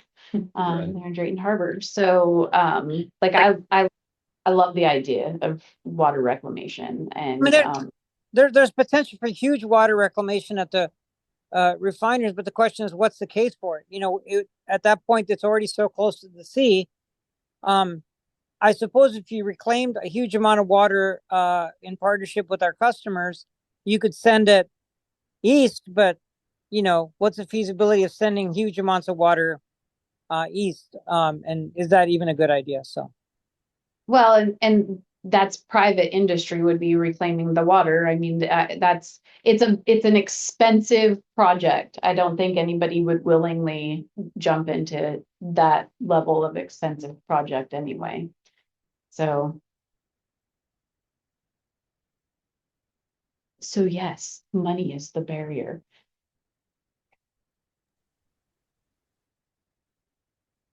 Yeah, I guess I'm unclear if water reclamation is something we want to talk about. So in order for us, I think for the county, absolutely. It's like the water reclamation that was being looked at Coldstream Dairy. That was a viable project that was approaching approval from ecology. Then there was also there's the dairy processing plant in Linden. That's water reclamation too. So no, that's definitely something that's valuable for the county. I just the challenge with the PUD is that our customers are far west, and so a water reclamation needs to be paired with a piped water. And Jamie, it's a dual cost that makes it prohibitive. Water reclamation from industrial water is actually not that. You know, it just depends. You know, who's buying the water, right? So, you know, so for example, if we were reclaiming with our customers, if we've identified a technology to reclaim water and pipe it, well, who would it go to? It'd go to ag users. Well, ag users don't want to pay that kind of a price for reclaimed water. So sorry for that long-winded explanation.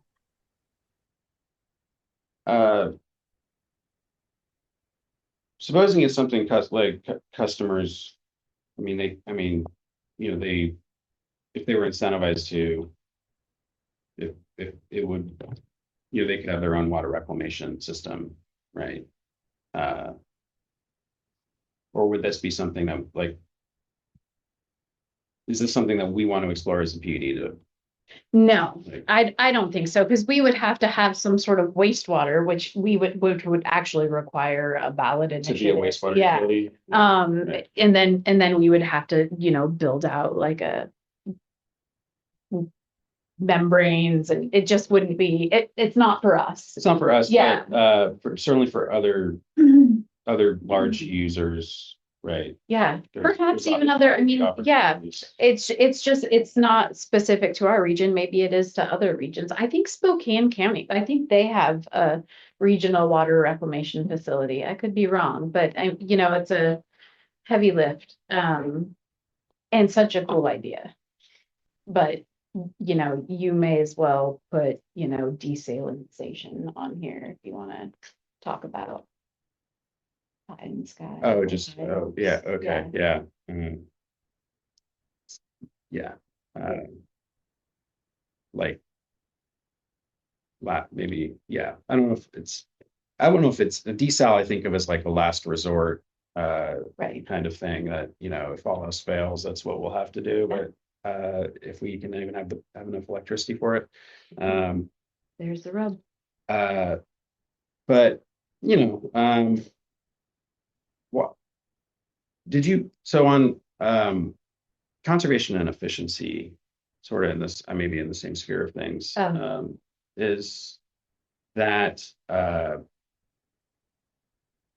I mean, do we have a solution in that area, or it's more, it's not really our priority? I think it should be a priority for us, but it really, like I said, the challenge for conservation is relinquishment. And I think conservation, we should always look to conservation. Do you know what I mean? Like, our first step should always be use less, whether it's electric or water, foundation, use less. Yeah. So, but And I think this more, it's like, we would just like, you know, I think of it as if users are incentivized to,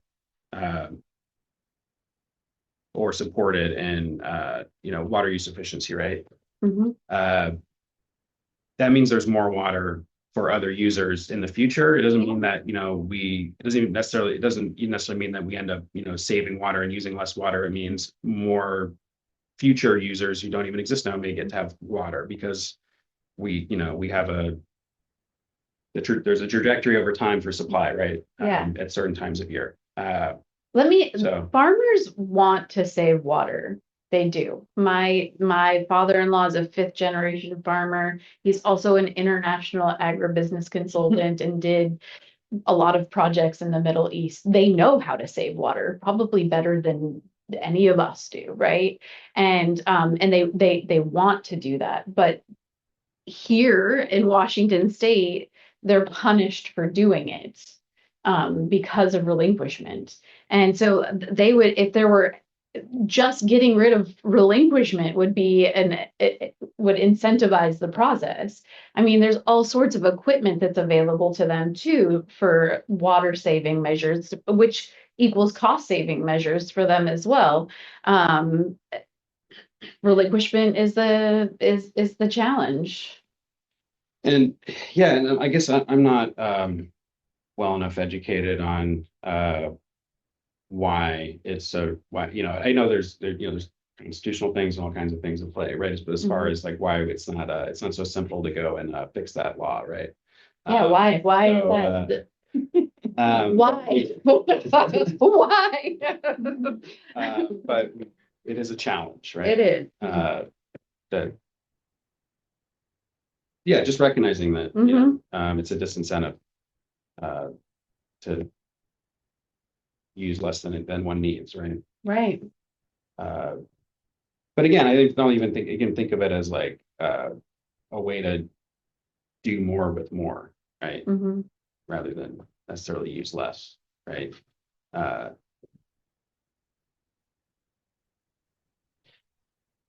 Given water's a resource we all share, right? That goes in a cycle.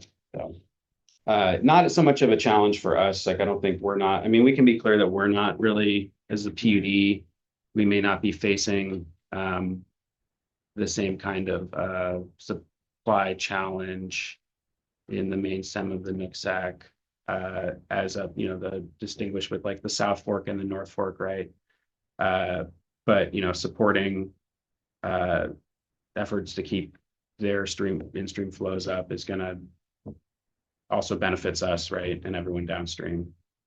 But I mean, I think we can distinguish like that. We can support solutions upstream, right? Regardless.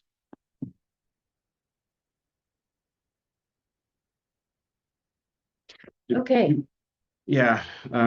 I think we should round out the conversation with what we see as priorities, though. I guess Are you still, there's something else you want to discuss on the list? One thing I'd like to bring up. Okay.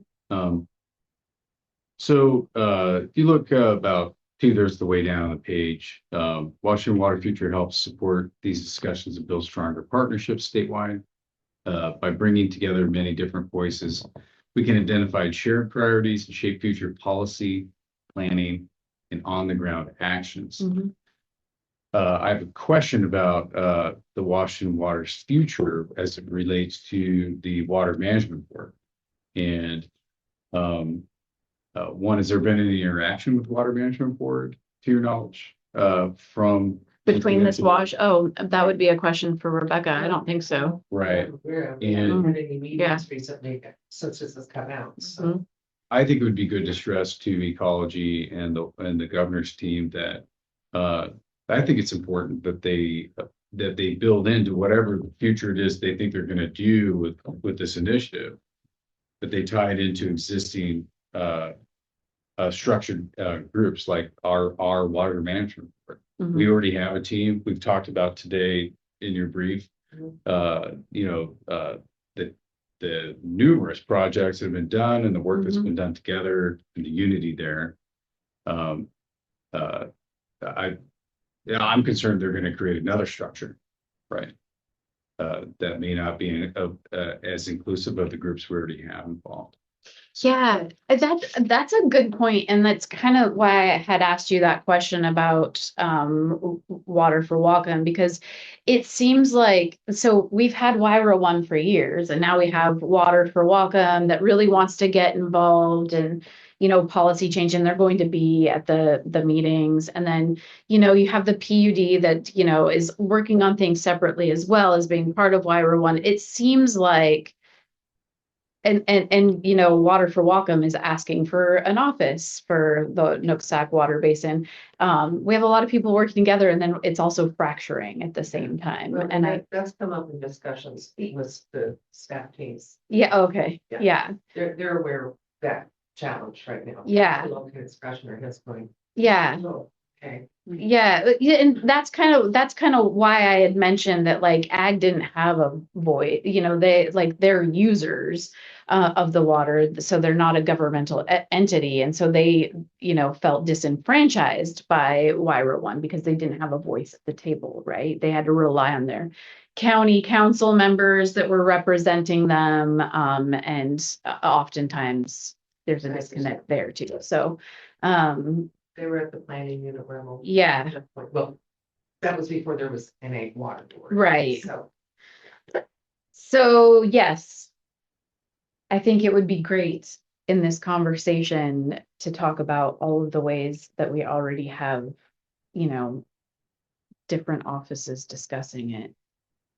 I don't know. still be good to talk to them. Yeah. So if you start moving towards civil projects, right? To create storage and things like that, well, who's gonna make those decisions? Right. Me. And so it'd be good to have clarity and an understanding, and maybe not tomorrow, but in the future of Mhm. what is that gonna look like? Right. Who's it gonna involve? Who made the decision to build the Columbia River dams, right? And to do all that back in those days. Some groups were assembled, I don't know. And but if there are going to be decisions about making changes here within the Nooksack region, what's on the ecology and the governor's team's mind versus what's already established, right? And I don't have a position strongly in some direction other than that you're not going to get anywhere if you don't define that structure, right? Right. Yeah, and I guess it's like defining that as a work in progress. I want to say like I want us to.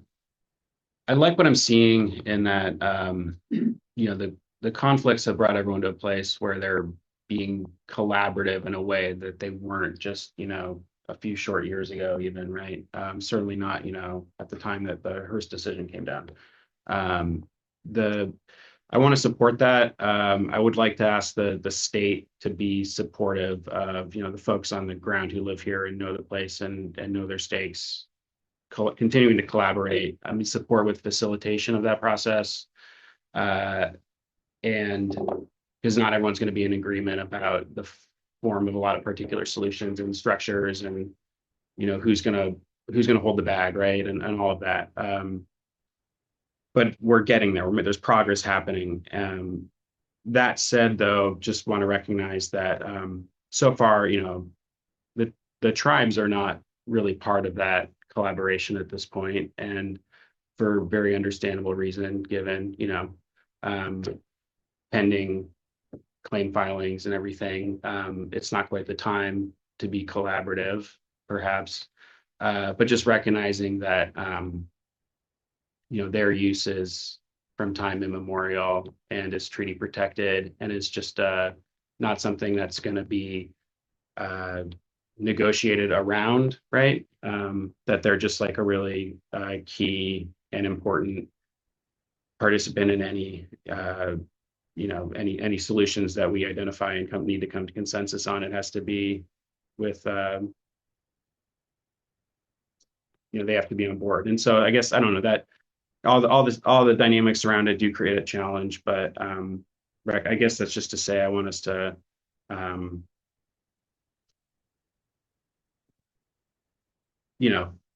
support the process of the slow, the slow moving, seemingly slow moving process that is making progress, and where the state can do that. So does that make sense? This is where I talk about March of Dance. Do you want to bounce off of that? No. I saw Robin, if you wanted to weigh in. I do. Yeah. I started out paying attention to water issues when the state was doing it all. And there was a state water resources forum, and as a fisherman, I was asked by the executive director of my outfit to take his place, and he hated it. It was and I was there for 2 years when it was decided that none of that could be solved at the state level, basically because of the way water rates work, and it was going to be basin by basin. The holdup has always been identifying who owns the water. And I mean, I have a million things to say about what you guys are talking about, but I do want to make the point that adjudication was always behind everybody as a way to speed things up, and everybody was freaked out about Aquabella and how long it took. I mean, it's possible that everyone involved needs to instruct their attorneys to get it done in 2 or 3 years. And not accept, all their excuses. Because I don't think you're gonna, I mean, you're talking about the same stuff that we've talked about for 30 or 35 years. And I understand why people bring stuff up. I'd love to turn, there's 2 farmers in the South Fork Valley that are real farmers. You could buy them out and give the South Fork Valley back to the beavers and protect your roads. And that'd be a huge solution. That there were salmon jumping all over that valley, 100 years ago. And now you have a hard time finding a coho unless you have a big vineyard. So adjudication has always been the threat. And now that it's here, there are certain people involved that are going to drag it out as long as they could. And, you have to remember that your lawyers work for you. And that's the same as every other constituency. And I would say, put some heat on to get that done. Because as long as it's not done, people can drag their feet. You mentioned water banking. The ag gang in Linden put on a show. It was a 2-day show. Remember that when they brought all those water banking people from all over the state, and if you sat and listened, there was a lot of great ideas. But there were so many people in Linden that were stealing water that they didn't want a part of it because they weren't going to get it. Start thinking bigger. I mean, don't keep doing what we've done for 35 years. It's not going to go anywhere. And insofar as you have the ability, instruct your lawyers to get it done. And that will free up a whole other bunch of solutions. And they'll admit it themselves. That's my 2 cents.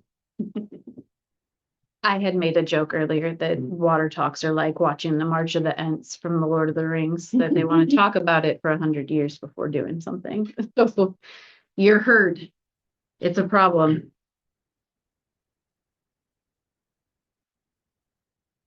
Thank you, Rob.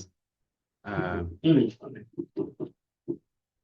So I suppose perhaps for Tony may be looking for us to more of like a clear signal on naming the priorities. I know I don't know if it's been you've been able to gather enough just from hear from us so far. Do you need us to nail it down a little more? I definitely get a sense from Jamie where she's coming from for a few priorities. I think it'd be nice to know if you just look at the worksheet that that's been laid out here from ecology for the sessions. What are your priorities for some of the example paths? I can tell you mine. I think the number 1 priority that we have as an entity is storage. And it seems to solve at least half of the rest on there, or at least contribute to solving them, right? If you want to control flooding or restore wetlands and do conservation efforts, storage certainly is going to help all those things. As the public utility, we want to make sure that there's adequate water at the suction pipe of our 2 plants, right? You don't disregarding water rights, right? No one's going to have any water rights if there's no water, right? It doesn't matter what your water rights are, right? There won't be water. So storage is a big deal. And making sure that we have, an adequate level in the river to draw suction on in tight times. right? I think it's a big deal. So that's just where my head's at, but I'm not a commissioner, so I'd like to know where you guys sit on those. I agree with that, and also a region-specific strategy for building resilience, because I think it's going to be really important that we are not we are not asking for changes for all of Washington State. We're asking for help in our basin. I think it's more likely that we will get that than a statewide change. Okay. Yeah, and I want to repeat what I said about subbasin. It somewhat connects with Tony. That's really important to me. It connects with this region specific word, but even at a finer level of granularity than Whatcom County or Wyra 1.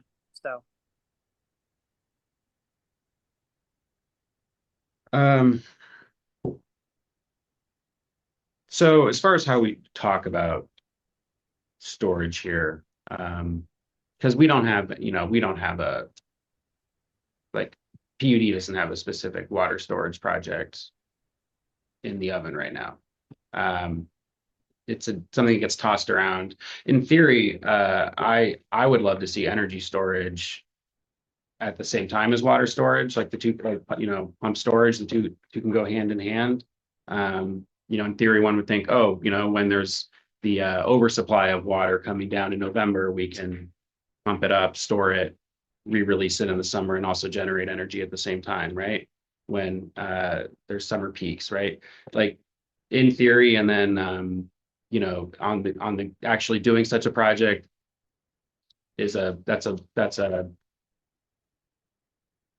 probably feasible, but it needs a lot of study and preparation and planning and is it cost effective? Is it are there issues with habitat and et cetera, right? Because I just want to make a point in like any solutions that we want to explore, we should be clear that ensuring the survival and continuation and restoration of the salmon in their life cycle should be I think that should be a shared priority and just a recognition as something that needs to be a part of any solution needs to be consistent with, right? And that's why I've tended toward, like at the stage where we're at, wanting to,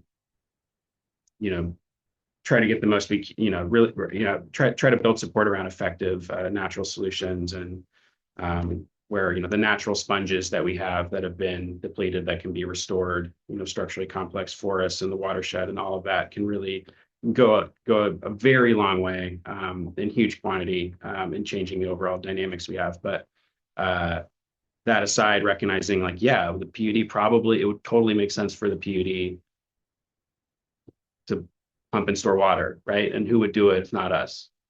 So yeah, definitely interested in exploring that project, but I guess I'm just wondering if since we don't have that we haven't cooked that up. I mean, is that an ask is that something we about with the governor, or is it?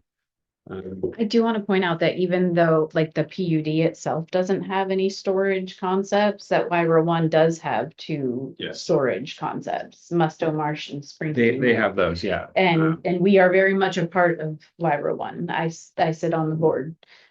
So it's still important for us to be seeking a legislative change. Yeah, and we have limited project. resources to take it to the next level, right? And do all the work that's required to actually make those projects happen, right? We can identify areas in which water storage could be possible, but there's a lot of time, effort, and money that needs to go into ensuring it. And well, we're not drowning in money here, right? So we need some help from the state with resources to get there. I could just make a comment about storage. When Tom Anderson was general manager, he did have a study done called Keith Lake Reservoir. And Keith Lake is this land that's right below us and a little bit north of us here. That's what he called Keith. There used to be, I guess, a little pond or something there. It's called Keith, but he actually had, and I'll make sure you guys get a copy of it. And they did, basic study on it, and yeah, it seemed like it really did. It was the cost that was gonna not make it feasible, but it might be something we could look at. Because it was a preliminary study about putting a storage area out, right out here off the river. Because it had the pot potential, because it does flood. When we get big floods, that is all underwater out there, so. Just an idea. We'll look at it. It's not a very big thing. I can probably email it to you or put it on the web. We would post it on the website. Anyway. Yeah, I mean, that would be a cool project, but it's like the main stem, like all the way down here isn't the issue, but yeah, that would be, yeah. Reasons why it wasn't feasible. Yeah. Water for who? Yeah. For us, I guess, but. My kid would want to fish in it. Yeah. Not sure the people in the property want to sell it, but. Anyway, it was thought about that long ago, it was still before I came to work here, so it was in the mid-90s. Yeah, yeah. And that's right. I guess I just wanted to like distinguish if we're talking about supporting upstream reservoirs versus on the main stem. And is the project you were just talking about, where was that? Here, right here. Right here. Yeah. Right. Doesn't our property flood? Like the PUDs, right? Yeah, that's right there. That's where you just that right there. That's where Keith Lake is gonna be. Like that. Because it did flood a lot. It might have even flooded more back in the day than it does now. Because of the, changes in the snowpack and stuff. But, What's the farthest you've ever seen the water come up? almost all the way up, just below the office. Seriously, because we have that little berm that goes down, that little pond over there. It had been, the water has been up to that berm before. So we did have a study. We have a study, like an old Yeah. The people study on it. yeah, This one's not very big. like reservoir. Okay. Yeah. I could probably just scan it, and send it to the other application. And then, I mean, it could be that there's just more that we're in a new situation with where money might come from for pursuing that than we were at the time it was conducted. Yeah. If people thought it was something they wanted to do, of course, it'd be, like you said, they'd have to buy out property owners that are there now. Farmland and stuff. I mean, it may not be useful for water supply, but it could be a flood mitigation, I suppose, if you. Well, unless we needed water, yeah, but storage for us, it's, stayed in there. We can tuck in for the low flows that we're getting up to our plants. Yeah. I mean, if we could just suck it out of there, I mean, that's a possibility. Bring it into our plants and treat it and send it up. If we needed it. At the low flow times in the summer. Well, I like looking close to, just looking out in our own backyard to start. Just I'd like to know about that. Yeah. It kind of also relates to off-channel storage.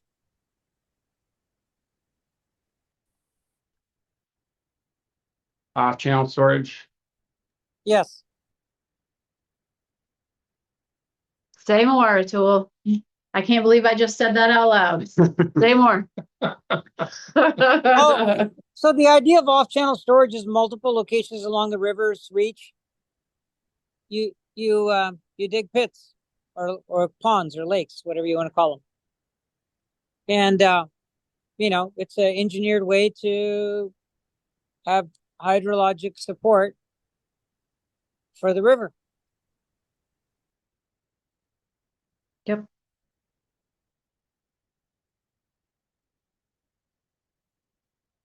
I'm gonna have to take a look at that study. Yeah, and granted, so okay, with in this, it's very productive. It's productive to have to have this dialogue and to take the space to just kind of take a step back and talk about water as an issue at this level. So I really do.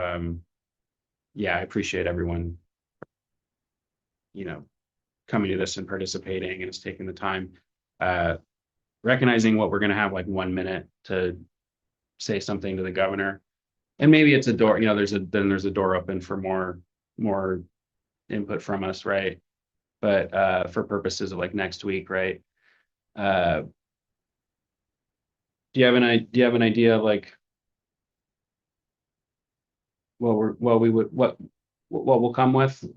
Like, Well, it's gonna have to be dependent upon the opportunity, what they're talking about to interject, right? But I mean, I've taken some notes here today. I'll put those thoughts together. But if they are talking specific projects or past progress, I can bring up the WIRA potential opportunities that exist that you bring today. I can certainly bring up some of the challenges that were discussed by the commissioners today with regard to foster or adjudication and just how it relates to really being able to move forward with much of anything while we wait for either one of those, right? And the need for maybe some help from the at the state level or higher for working through some of those challenges, as well as funding. We could have a list of 10 projects that are shovel ready, but we have no funding for them, right? And so that's the other part of it. There's I think a wealth of potential funding for these sorts of projects in the state's Natural Climate Solutions Fund from the Climate Commitment Act, allowance revenues that we need. I think we also are well positioned to lobby for specific things in the capital budget to come out of that fund in the coming years, right? It's just first we have to nail down exactly what we want to do and work out that plan with local stakeholders. And there's a whole lot of groundwork already been covered in doing that. But yeah, there is money. Like there's definitely there's probably underutilized funds at this point in that realm. Granted, they're competitive, but yeah. The 17th meeting is specifically for the Nooks Act. These other meetings have been more broad statewide. Yeah, so the next kind of general one is on the 13th, I believe. And that's, anybody statewide can attend and just either listen in. There's opportunities to speak if you want to. But generally how they've gone thus far is the folks facilitating come in with a very specific, we're doing this quick little presentation of why we're talking about utilities, for example.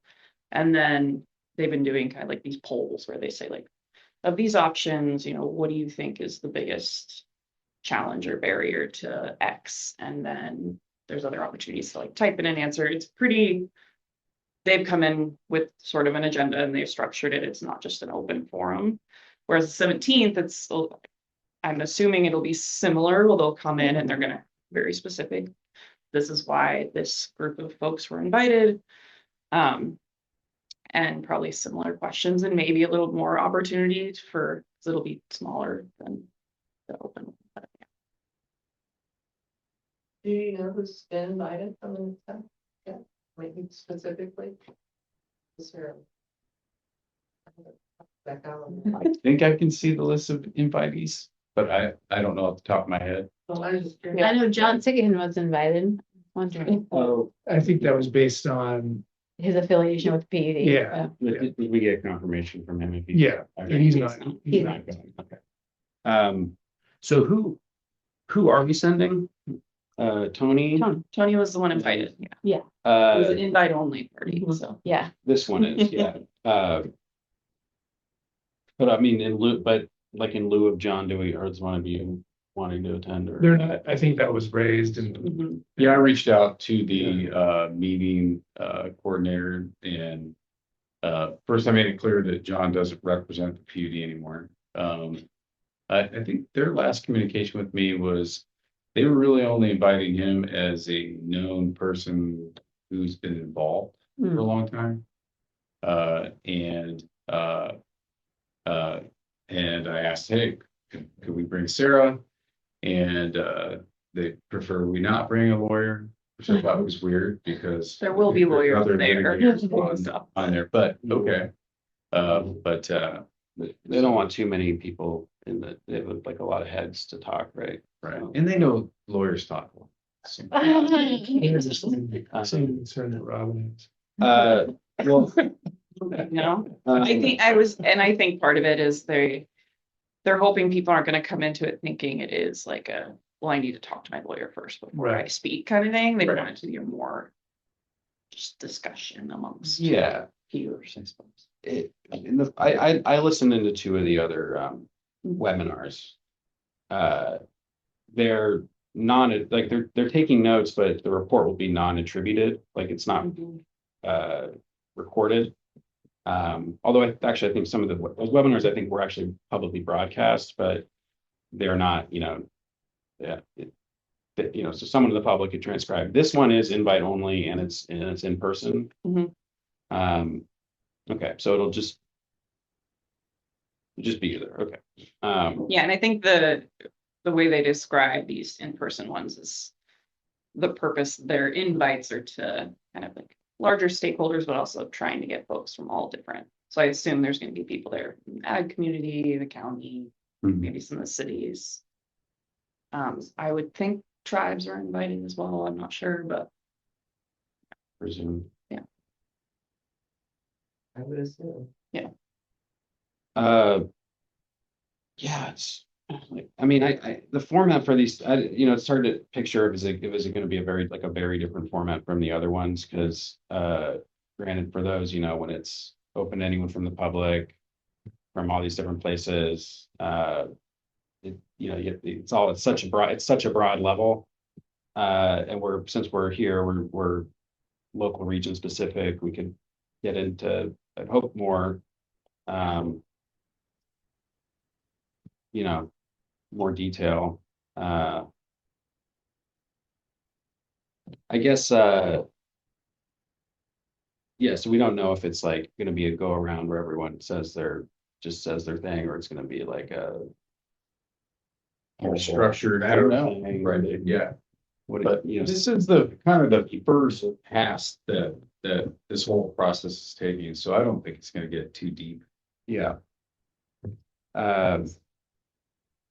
Okay, but yeah, so basically just, like one, make it clear what, PUD's priority is to continue our ability to serve our customers, obviously, and to maintain our system and with utmost reliability and all of that, right? But we're a public entity that also wants to support all, the other local partners, community members, stakeholders, everyone, and promoting health for the watershed, right? And where we can still be I guess that's where it's more like, just generally like supporting to support the vibe of where there is consensus, where we can. Yeah, I'm speaking for Atul. A couple meetings back, he mentioned make sure people know that we're listening, and I think it's something else for me to make sure I have in the front of my lobe of my brain to make sure I tell people that, because we are looking to listen to not just the customers but the community. Right. Yeah. Dr. Fraser Crane, I'm listening. We're listening. Yeah, and obviously we've been Keeper has been in this for decades.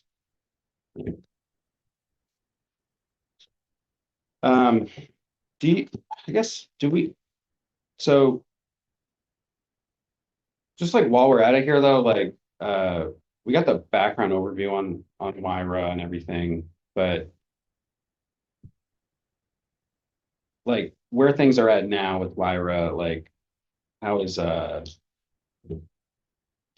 feel like I don't get a lot of we don't get a lot of updates and report outs. Well, there was a new strategic plan for Wyra one.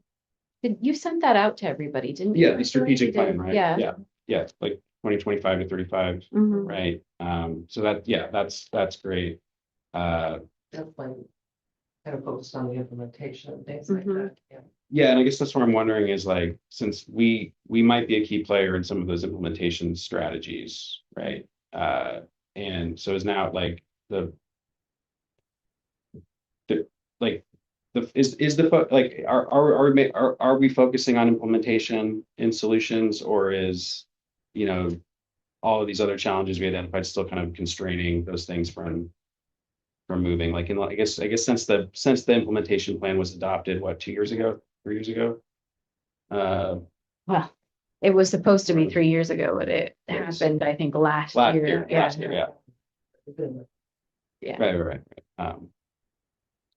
I would say that they are working, we are working towards implementation, but some of these things are going to face some challenges. For instance, the storage projects that we just talked about, like we're moving into feasibility, right? But we know that that's going to come up with a significant, I don't want to say barrier, but a significant challenge to whether or not it's feasible. That's why I feel so passionate about like lobbying now, seeking out exemptions now, because that will be potentially one of the large hangups in the work that Wire One is doing. Right. It comes down to that, it comes down to staff capacities Mhm. and the funding.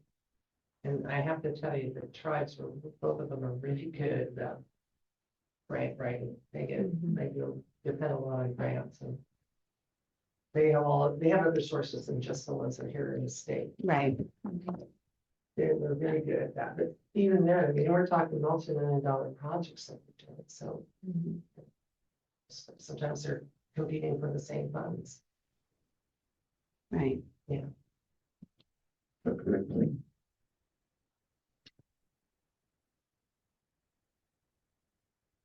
Well, I see, I know we're past the time that we plan for, and folks are probably trying to. Yeah, I do suggest we work to continue this conversation in future meetings. Yeah. So I'll work with staff to retable this, so it just doesn't, it's not a one-off. But maybe Sure. on a quarterly basis, or whatever the commission wants to do, but I think it's something we should keep kind of bringing back up, bubbling up within the commission meetings. I think I'd appreciate that, just like getting, yeah, just staying, keeping more current on it, as things are progressing, and I know I can I can always, like, I can go and attend the meetings too, but you're, being the delegate there. And with, I They guess, don't happen very often. right, they're like quarterly. Yeah. But, what was I gonna, just, and, recognizing, I understand, like, there's so much work to focus on right now, just in like maintaining and improving our existing system. But granted, consistent with our strategic plan, and with, Andrew and other staff continuing, right? Would love to see us also start to make progress on developing our solutions projects, and, building out what can PUD actively move on and do and plan for, and pump storage, for example, or other things. So hope to see, that's just to be kind of a continuing area of growth. Okay. So is everybody kind of on that? I think so. Yeah. Yeah. Okay, well.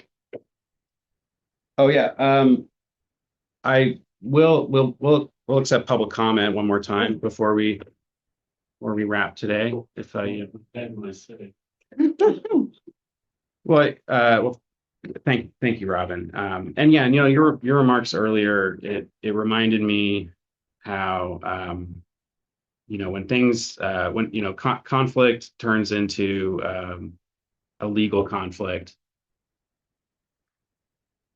it can be exhausting for all parties, right? And, from the stories I heard in, Yakima, they didn't have their parking lot moment where everyone came together and started being collaborative and on solutions. That didn't happen until, many years of, and racked up legal fees and, proceeding after proceeding, right? And, we're, I don't know, it's where we're at now, but I'm glad to see that folks locally here are all recognizing the need for solutions one way or the other. Well, at least I hope. They are. Yeah. Yeah. Anyway, there's no one else from the public here.